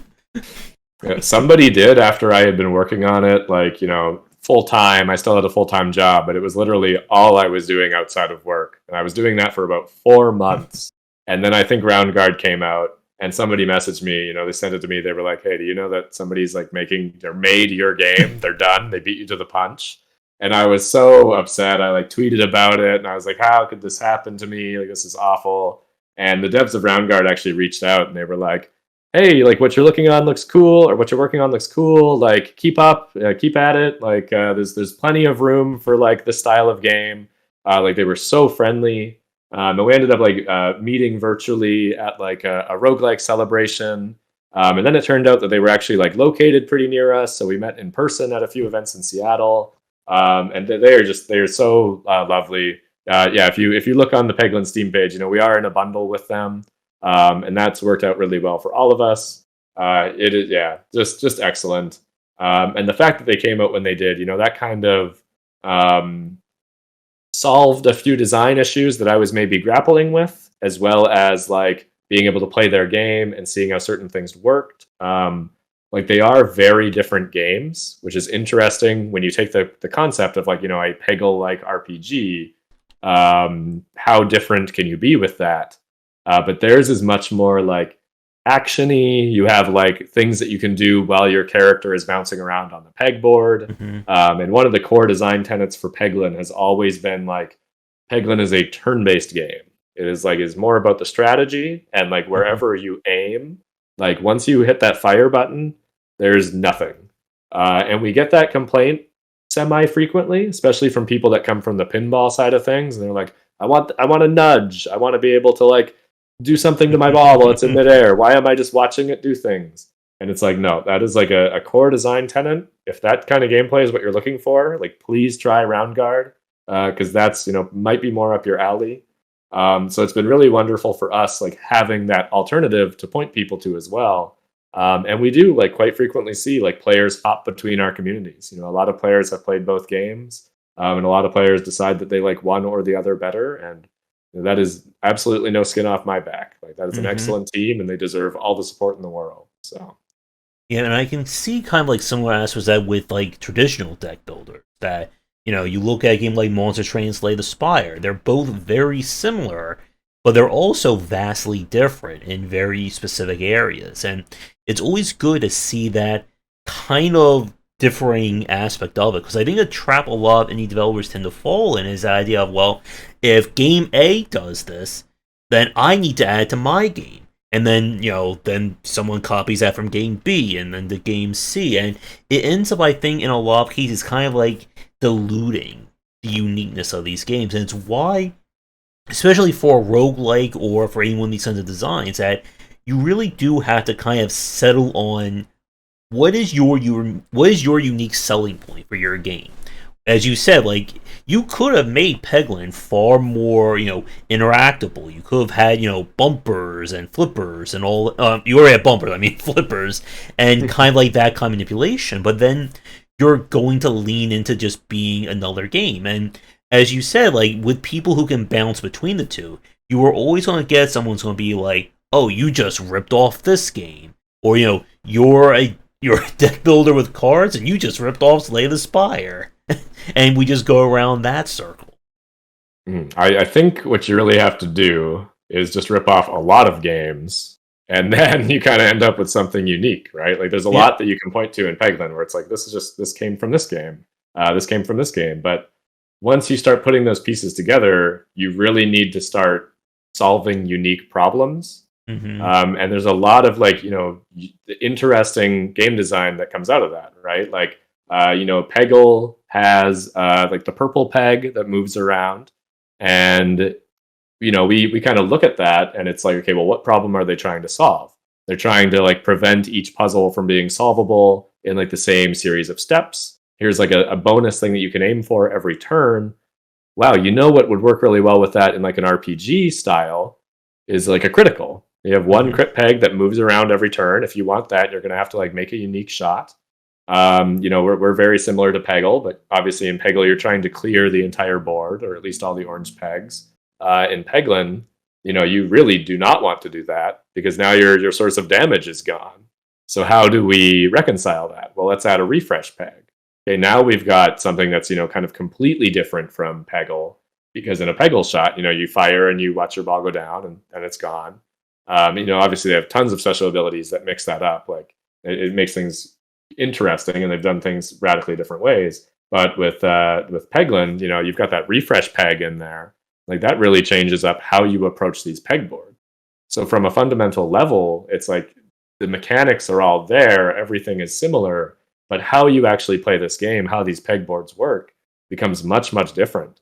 And that just kind of like echoes out the more that you add to this. It's like, yeah, we've definitely borrowed a lot of stuff from Slay the Spire, but like the gameplay between the two is radically different. Like there's definitely some things that they've helped us solve like the scope issue, like how big our game should be. And I knew I wanted Peglin to be a little bit shorter. Like, it just kind of made more sense for us to kind of target like an hour for each run versus like an hour and a half for a successful run. But having that kind of framework that you can look at and be like, their game is this long, it takes this long to beat. Our game should be a little shorter. Here's what we can do to change that. That was really, really useful. And then, you throw in, inspiration from Monster Train and inspiration from Round Guard, and more recently, like inspiration from Backpack Hero and other like recent roguelikes. If you haven't played Die in the Dungeon, that's a fantastic one. It's got a demo on itch and coming to Steam next year. I can't remember what they say. It's like artists create, great artists steal, or something. Like when you're taking solutions to all of these problems that have kind of been solved across these different genres, it takes a lot of like mental load off of yourself when it comes to the game design that you can then use to solve like the unique problems in your game versus trying to redefine things that have been set in roguelikes or arcadey games like Peglin or Peggle and stuff like that. And it is, I think, a really good point there about that you can look at other games to kind of solve issues in your own, but that's not the same as we said, like just ripping it off wholesale, saying that, oh, this game does this, this, and this, we're just going to do the exact same thing.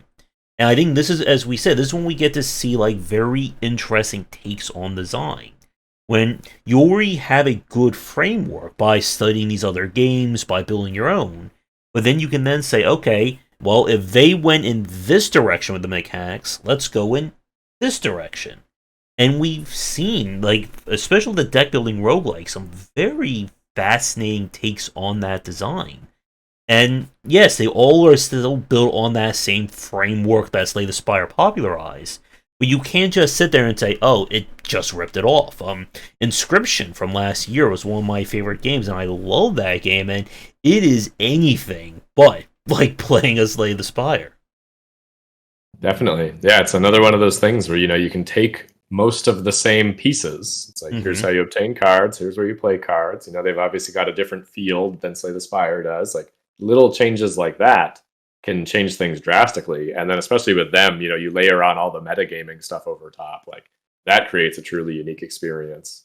But yeah, I think it's kind of how games have always been developed. Like if you look at like, when the first platformers kind of came around and okay, we've got platformers, you're running, you're jumping on platforms to get from point A to point B. Then you have other games kind of come in, like, early like Metroid games and the Contra games, where it's like, okay, now you're running and jumping and shooting.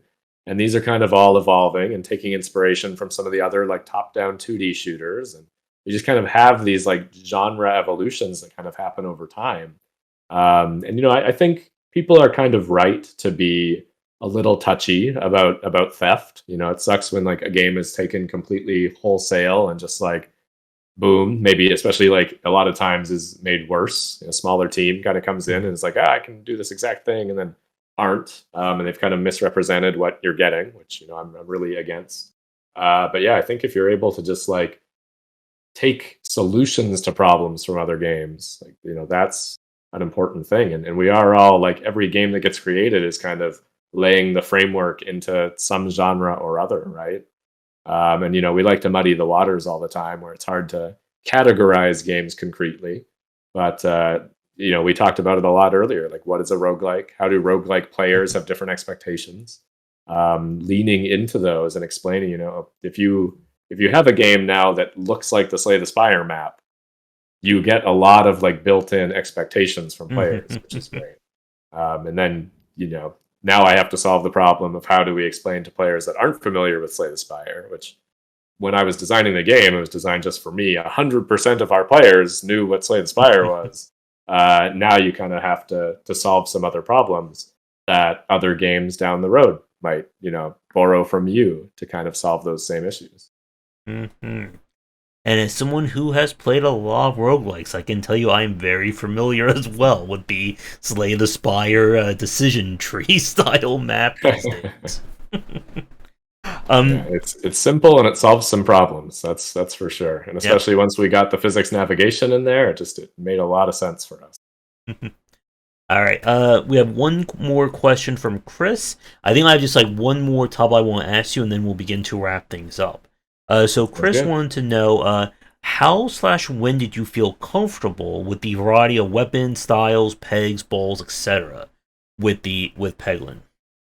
Oh, we're still a far away from that for sure. Yeah, like I said, we have this Peglin class that is all encompassing right now. It's just all of the content that we've ever designed for Peglin. And it's there. You can make like builds. I think there's one build that's really cohesive, and that's just like bomb builds. And there's a bunch of other builds where we kind of have the pieces for, and they work on some of the lower Crucible levels, but they haven't really been given the love that they need to be able to like fight their way up to the higher Crucible levels. And that's really what we're focusing on now, is like just getting more content into the game. Especially orbs. Like we have around 100 relics now. There's an interesting amount of variety there. But with orbs, we're kind of really hurting just because they take a bit longer to develop. They're generally a bit more involved. So that's kind of where we're lacking a little bit. And then for like battles and everything, we definitely want to shore those up as well, just to reduce like running into the same encounters all the time. There's some areas where I'm kind of happy, and some where we're still a fair ways off. Like we have 2 bosses for each stage right now. We're going to bump that up to 3. We want a total of 5 mini bosses. I think each area has 3 right now. So yeah, we're definitely not happy with the amount of content in the game yet. And that's kind of what our next like year-ish is going to be spent doing, as we also get ready for like console releases and everything, just because it's harder to patch on consoles. So we want to have the game pretty solid before we start like working on that higher space. As a kind of alternate twist to the question is like when I became comfortable sharing the game, that was like really early on. That was like, I think it was like barely even a deck builder at the time because we only had like 8 orbs, I think, and you were offered, maybe you were just offered one at the time. I can't even remember how the game worked back then. But so you're pretty much like you could build the same deck every single time. And in the earliest stages of the demo, it was really a lot more about the Pachinko gameplay versus about creating like a good synergistic build. And that worked out pretty well because it was just the first area of the game as well. So you also didn't have as much runway to like put that build together. And we just got really lucky that like players could see where we were going with things. The demo was just fun enough to play that players were like engaging and like wishlisting the game, which gives us a good vote of support. That was kind of where we, very early on did we start sharing the game, but we're not happy with the amount of content yet. And speaking about that, I'm just curious from like kind of an indie dev standpoint. When you put the demo on itch, like what has been your kind of like impressions or thoughts on using itch as kind of like, I guess like stage one in terms of marketing or promoting your game? Because again, I've heard different things from developers about kind of like where you kind of start your push with your game concept. Yeah, I mean, I love itch a lot. I think it's a great tool for game developers. It saves us all from having to like make our own websites and try to make them look presentable and host our games and deal with all the back end troubles that can come from that. It's certainly like it's not Steam. I've certainly tried to make it be Steam and like try to make a living on itch games would be excellent because you really want to be able to diversify, right? Like if Steam just died tomorrow, I would be out of luck. Like that would be it for the Peglin adventure. I'd have to go get a job and like unless something popped up immediately because just no other platform is paying the bills, to be completely honest, which is kind of interesting. So I would love for itch to move into that space, and it's kind of sad that it hasn't. But from a technical level and everything, like it's a wonderful place for developers to get started. Their tools for like uploading a game are very similar to kind of the big platforms. So if you get used to using their command line tools, you're kind of teaching yourself the skills that you need to put something on Steam. And you can also just upload a game manually through their web portal. That's fine too. Great place to get started. But like putting a game on itch, like it teaches you everything that you need to take your indie career further. It's like if you can get a game up there, you can put it on itch and start sharing that itch link around. You learn very quickly just how difficult like marketing is. Like, and up until that point, there's kind of a big shift in like an indie developer's perception where it's like making a game is the hardest thing in the world. Like it is so absolutely excruciatingly difficult. There can't possibly be anything harder than this. And then you reach this tipping point where like, creating a game is easy. You realize that creating a game is like trivial. I can download Unity. I can make a button that says like you win. I can make a game in like 10 minutes. That's the easy part. Now convincing people that your game is worth spending like their time investigating and like how you do that marketing and how you communicate all the different facets of your game, like that's a totally different challenge, a totally different chapter of like an indie dev's life. And itch really helps with that like tipping point. You're going to send that game to your friends and family. That's like the first step. You're going to start getting feedback in. You're really like completing the feedback loop of like putting a game up, having people play it. It's like it just kind of encapsulates everything, right? You have to learn how to ship games. Like that's very much a skill in and of itself, and that's like itch is a great step for doing that. My suggestions are that like if your game is downloadable, you'll probably only get like maybe 1 or 2 dozen downloads. If you put your game up as like a web build, if you can play it WebGL, and Unity's pretty good at that export, then you'll get probably a couple hundred plays. You'll probably only still get like 1 or 2 comments unless players are like really, really into the game. But at least you're getting some eyes on the game in that case. People are playing your game. And that, that's then you learn like, where can I share this game? How do I get the word out a bit more? And, I have over a dozen games on itch. the signals that I was getting from Peglin, the kind of noise that was being generated around it, back when it was called Goblin Drop, was our original Game Jam version. It looks quite quiet. It doesn't look super exciting, but compared to the other games that I had released, it was enough of a signal to know, like, okay, players are intrigued by this. It's a little testing ground. I would never like make a cent from that game on itch. I think it might even have the pay what you want on it, because I was like an extremely broke indie dev at the time. And I don't think it's earned, like, maybe one of my friends threw me $20 and that was it. Like, you're not going to make a living on there, but it's a great experience and it gives you a testing ground to know what could possibly be taken further. And those are where itch really, really shine. Mm-hmm. Sorry, that was a super long answer for a pretty basic question. Yeah. But I do love we got the perfect answer. Like, game dev is both nightmarishly difficult and incredibly easy all at the same time. There's the advice for any students and first timers watching right there. Yeah. Open Unity, make a button that says you win, put that on itch. You've completed the cycle. Now you just need to shore up the development and the design and the marketing side of things. And then that's it. You just iterate and repeat, and every game will get better. It's wonderful.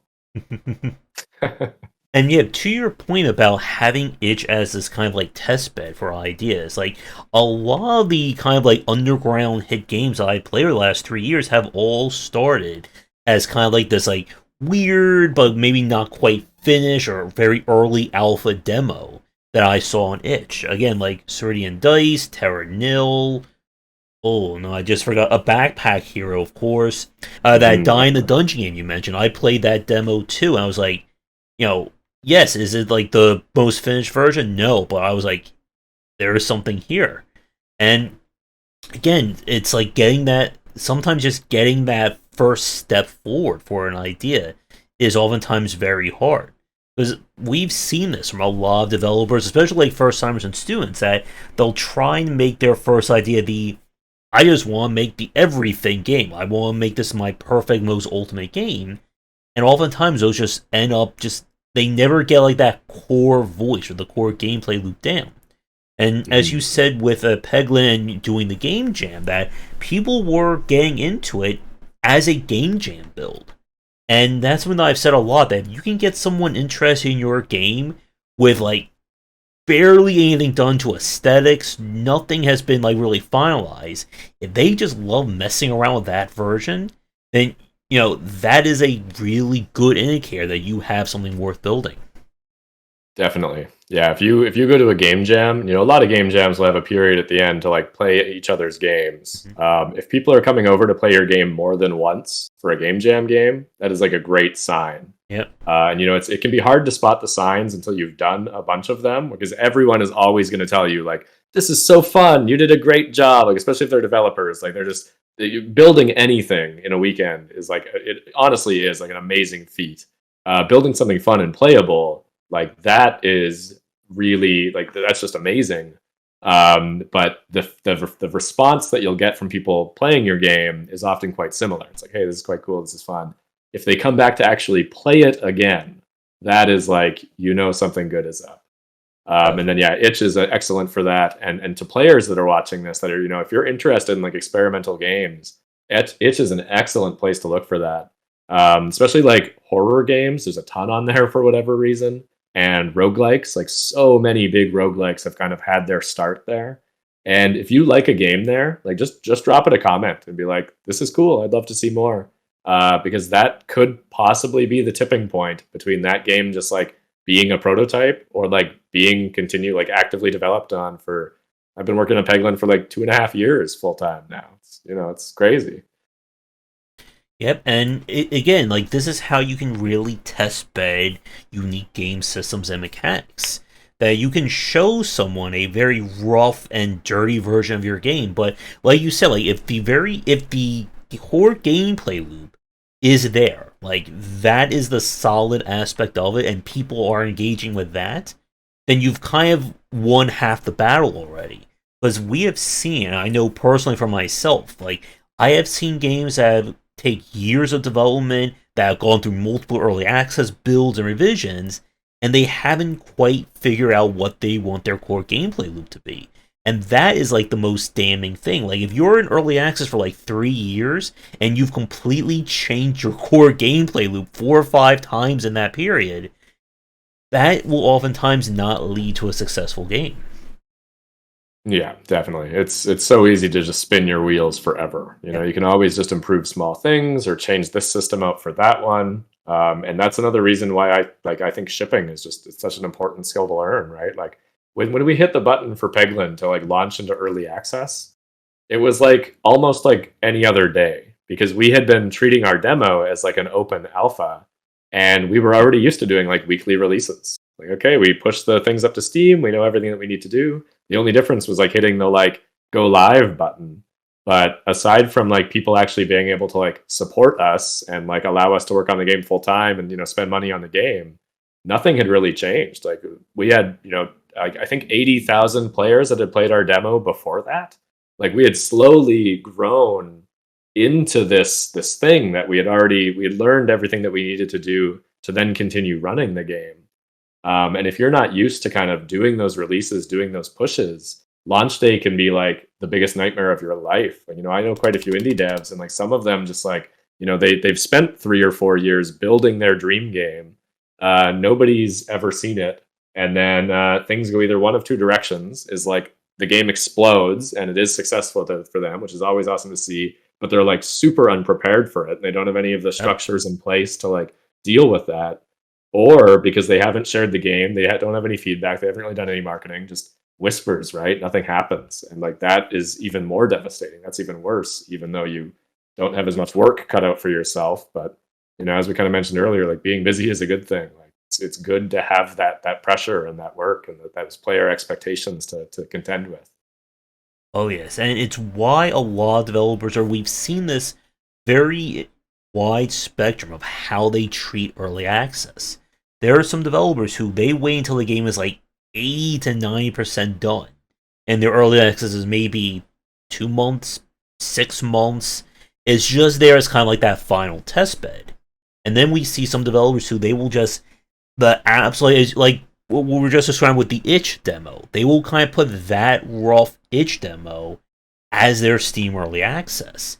And while yes, that gives it a lot of time and growth to become that better game, you're still kind of giving the impression to the consumer that this is all you have of your game. And there have been a lot of people, I know there's been tons and tons of consumers who have sworn off of any kind of early access game. Because all they think about with early access is that it's just somebody's first demo that they just like coded hastily one night and they're trying to get you for $20. Mm-hmm. Yeah, it's a way better spot for those. Like your Steam early access release date, you have to treat that as like your one big massive release date. I was a little flippant earlier about like, it wasn't that much different for us, but that was only because like, we had already been pushing out our builds and everything. We were already ready for that. We'd been building up those wish lists and everything. I don't know why it isn't like fully communicated on the Steam side that like this is the case. I wish more developers knew this, but I know so many developers that kind of Steam early access. Oh, I'll take my little demo, my little prototype, and I'll put it up on there, and I can start selling copies while I work on the game. But they've like really like that's a big opportunity that has been kind of lost. Like I wouldn't want to launch a game into early access with less than like 8,000 wish lists is kind of like around where they say you'll probably end up on the front page of Steam. And if you're launching with lower than that, you're kind of shooting yourself in the foot a little bit. And they don't really make that too clear. Steam is kind of very open-ended on what early access can be, which is good, but people should know that like you should be pretty ready for this as like a big release day. And I think this goes to the point you just said a minute ago about being able to ship a game, being able to put all your ducks in a row and plan this stuff out. But as you just said, I've seen plenty of these games where they'll go on early access and then there's no update for like 6 months, 12 months. And basically all the goodwill that they got out of, being on early access, that gets flushed down the toilet. Or Yeah, you can't do that for sure. or going on early access and your store page isn't done. You don't have a trailer. You don't have attractive images or a good thumbnail. I do store page reviews of indie games, and I've seen a lot of that. And again, like, this stuff really comes back to haunt you, or will come back to help you if you do it right. I like your example that you were already in that mindset of releasing or having a regular schedule for patches. Because there are some developers who are just like, you know what, we haven't done this before. We can do a patch every 2 weeks, or we can do 3 patches a week. It sounds so easy. And right now, as I said, that so many developers just got like, they just like their hair just stood on end. Yeah, shiver down the spine. Yeah. No. But again, it's that challenge of you need to have a plan when you go into this, because if you don't, if you just try and do everything completely free, and who cares when this game gets released, or nobody knows when this version's going to be updated, people aren't going to stick around. And no, you should aim for at least once a month updates, whatever you can get out there.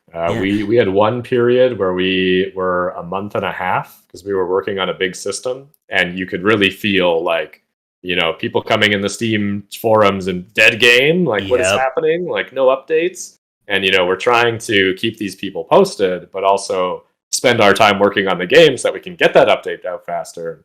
That's when good, like, community management really comes in. Yes. And we did hire a community manager, like, shortly after the game went into early access, because we kind of knew that this would be an issue.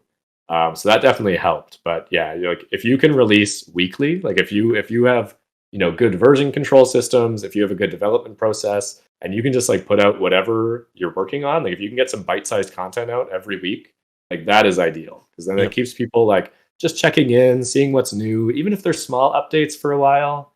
That's just a good way to do it. And I should have followed my own advice. We should have done that during that big update, because that work was all being done on its own branch. Could easily have just, like, pushed out a few smaller relics and everything just to, like, keep things moving along. But we were really focused on, like, just get this update done. It's so big and fundamental, and, like, we want to start building stuff on top of it instead of, like, adjacent to it. So we kind of pushed pretty hard for that. It did end up working out, but there was, like, a 2-week period there where people were starting to get pretty, like, I gave you guys $20. Why is the game dead? What is happening? And that's reasonable. It's people have been burned by that so many times. I totally understand. But as developers, you can plan around that. You can deal with that. That's just what I recommend there. Yep. And again, like, for anyone watching who's thinking about early access, my big tip for it, again, do not go dark as a developer on early access. Have a weekly news piece. As Dylan just said, if you can do, like, once a month for a content update, even if it's just something small, it's just, again, you don't want people to question if your game is alive or dead. Yeah. And the first thing that people check on the Steam page is, like, the short description and the reviews, and then they scroll down and check the news, and it's like, what has happened recently? What is going on? I do the very same thing with any early access game that I play, like a demo for, I get a press key for. The second it's over, I immediately look and see, okay, when was the last update? And you don't want to be like, okay, they did an update in November, and then the previous one was May of 3 years ago. That's not good. Let's see. And again, like we were talking before we started this, that we can just rant and rave about design for hours on end. But yeah. I think we'll start to wrap things up. We did get 2 more questions that came in, and then I just have a few. I'll have my final wrap-up one for you. So, this question came in from Mr. Game in Chat. They wanted to know, what advice do you have on making a first game for a beginner? Scope down as far as you possibly can. Like, the smallest that you think is reasonable, like, cut that in half pretty much. I was trying to work on a bunch of different things. I had, like, a side-scrolling shooter for a while. We had a game that was like a little adventure game, like almost like a bullet hell where you could, like, go around and, like, check things out. And, like, every single time I kind of got, like, the core gameplay, and then just my scope blew things up, and this like it just crashed and burned. The first like successful game that I ever shipped by myself was like a version of Pong where the ball would split into two whenever it came back, and that was like small enough scope. I made it in like a week and shipped it, and that's really like learning how to ship things is super super important. So if you can pick like a classic arcade game and make like one twist to it, or just like reskin it even, or anything like that, like that's a really really good place to start. Your first game should not be a masterpiece at all. Like that's really something that you need to build up to. And like trust me, even if you could like make this game, make your masterpiece, just like poof it out of thin air and then release it, you would not want to do that because there's so many skills that you need to learn about like chatting with players and supporting post release and how to do regular updates. That's all stuff that you learn over time while working on like bigger and bigger games. Yeah. You would not want to just be thrown into the deep end of that. It would be so stressful. So yeah, like the first thing you want to do, just smallest thing. You can try game jams. They work really well for some people. Other people hate the time pressure. You just got to find what works well for you. Personally, I like a week to 2 weeks for small projects, especially if you're working a full-time job and like chipping away at it on the side. I find that's just a nice, like more leisurely pace to kind of whip something together. And you'll find like the more games that you make, that scope can kind of grow a little more naturally, and you'll just end up with better and better games made in the same frame of time.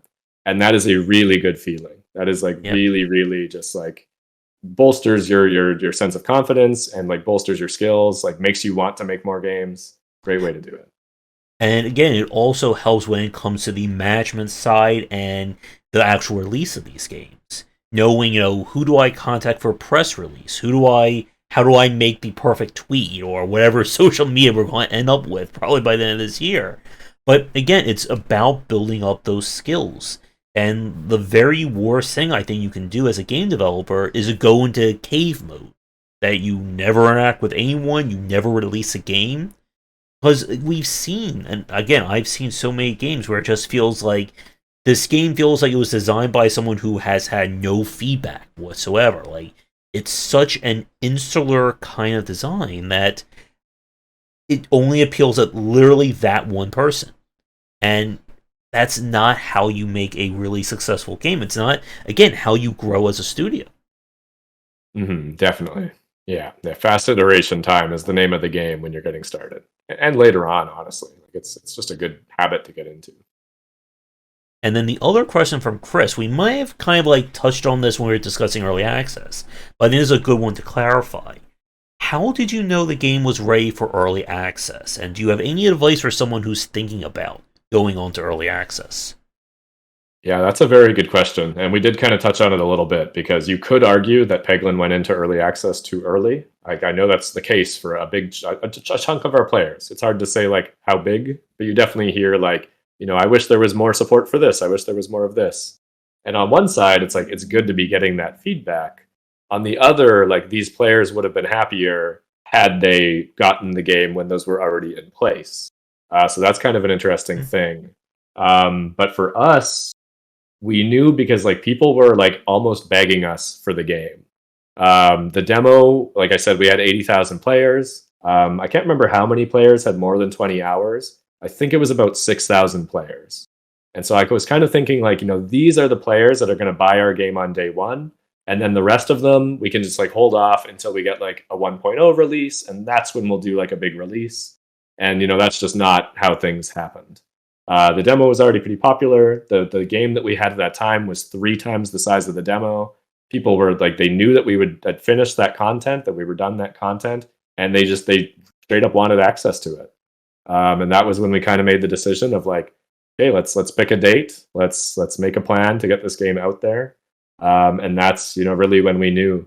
I wish I had a more concrete answer, but other than that kind of like 8,000 wishlist threshold where Steam will kind of bubble you into the new and popular or the new and trending or popular upcoming. Popular upcoming is the section. That's really the only thing that I would try and aim for. Yeah, and I think again, like as you were just saying, like the challenge is that, especially with a game like a roguelike in early access, it can be a fundamentally different game. at very first version of early access to 1.0, and you always have in your mind, when is it okay to show someone this? Because, like you said, like there are people who will argue that it was too early, there wasn't enough feature into the game. Conversely, you could have people saying, "Well, we want to play this as soon as you have a version. We want to get this, you want to get that into their minds as soon as you have that build." But again, it's that challenge of every game is different. 100%, yeah. One of my favorite games, Lobby of Ruina, was in early access for I think like 3-4 years, and it went through a lot of revisions. And again, the same could be said of Slay the Spire. Trying to think of another really good example of a game that fundamentally changed throughout its early access. Maybe something like Dead Cells. Like, it's hard to know sometimes just when, but I think to your point earlier that if what you have there is concrete, the core gameplay loop is done, the aesthetic or the look that you want is there, and the content that's in the game is done. And I think when I say this, it's important to clarify that I don't mean that if you're going to have 50 levels, that all 50 levels are done when you go into early access. I mean, if your game is 2 biomes, 15 stages, whatever, those 15 stages should be finished. That content that's in there should be as high or as good of a representation of your game as it should be. And then you add on. Then you start throwing in more mini bosses and more biomes and more artifacts and so on. Because you want the game to start good and get better, not start bad and get to that point where it's fixed. Because I've seen a lot of early access games that have fallen into that trap. That, okay, after 6 months of being on early access, now it's at the point where people can play it, but how many people have already moved on or have unwishlisted? Yeah, absolutely. Yeah, you said the magic words with every game is different, right? Because look at Minecraft. Minecraft had one of the most successful early accesses of all time. Not on Steam necessarily, but their alpha system, and where it's just creative mode, and then they introduced more and more stuff. They had something that was fun to hop into and play around with. And this is where kind of playtesting your game goes a long way. If you have your game available and streamers are playing it, and again, if you see them coming back multiple times, if they're doing multiple runs of your roguelike game, that's an excellent sign. If you are doing a narrative game where you kind of play through it once and you are still considering early access, which isn't necessarily the best fit, but I would say your game should be 95% done. It should be pretty much done, completely playable, and you're using early access to let players know that, hey, it might be a bit buggier than the 1.0. Yeah, early access has a very wide definition for better or for worse, but it does also mean that different games are going to do things radically differently. Yep. And if we're not careful, we'll just sit here and talk about early access for the next hour or two. But it's so interesting. It really is. But if you're free in the future to talk more about this stuff, Dylan, let me know. I'd love to have you back on. Absolutely. So I think with that, let's do our wrap up before we get on another hour-long topic. So for people watching, Peglin is of course available on Steam right now. And do you have at this point any kind of estimation for hitting 1.0, or is it still too early to tell? Probably going to be about a year from now. We'd like to target Q3 of next year, but I've been saying a year from now for the past 3 months, so it's really hard to say.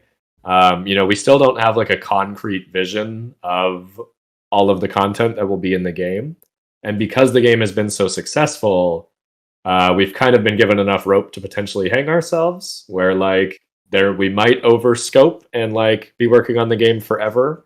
But that just might be what happens. So early or 1.0 when it's ready.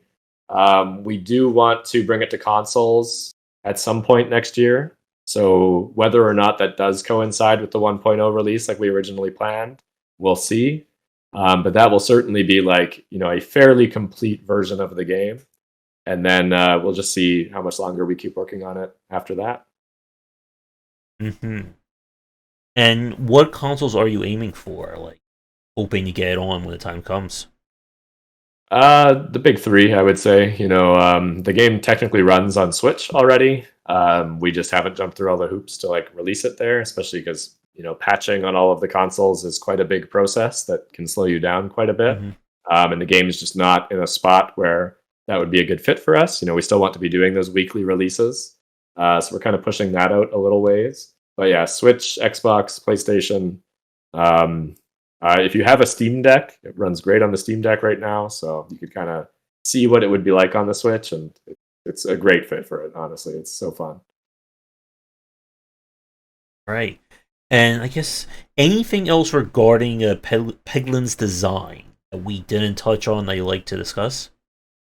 I don't think so. I think we were pretty encompassing. We really got into all the inspirations, and it was great to kind of revisit some of our earlier decisions that have built the game into what it is, for better or for worse, because it's been a very like flexible evolution. We kind of had that smaller scope in mind, and we did have the backup plan of like the whole 3-act structure, and the original design of the game is kind of expanded to fit all of that. It's been a really excellent ride. We're really, really thankful to be able to continue to work on the game for this time. All right. So I guess with that said, do you have anything you'd like to, I guess, like end the cast on as like a final thought or a shout to the fans watching? There's been a couple of development focused questions, so I would say do a game jam, get a game on itch.io, and there you go. You've completed the loop. All right. So I think with that, we'll wrap things up here. For you and for Red Nexus, do you have anything social media wise you like to promote, places to find you, etc., etc.? Best one is probably our Discord, which is linked on the Peglin Steam page. We don't have a nice URL yet, unfortunately. But yeah, that's a good place. I would, as of like a week and a half ago, I would say Twitter, but who knows where that's going to be. Yeah. But you can find us on there if you believe that the site will not crumble to the ground. And that's about it. We're kind of in flux right now, unfortunately.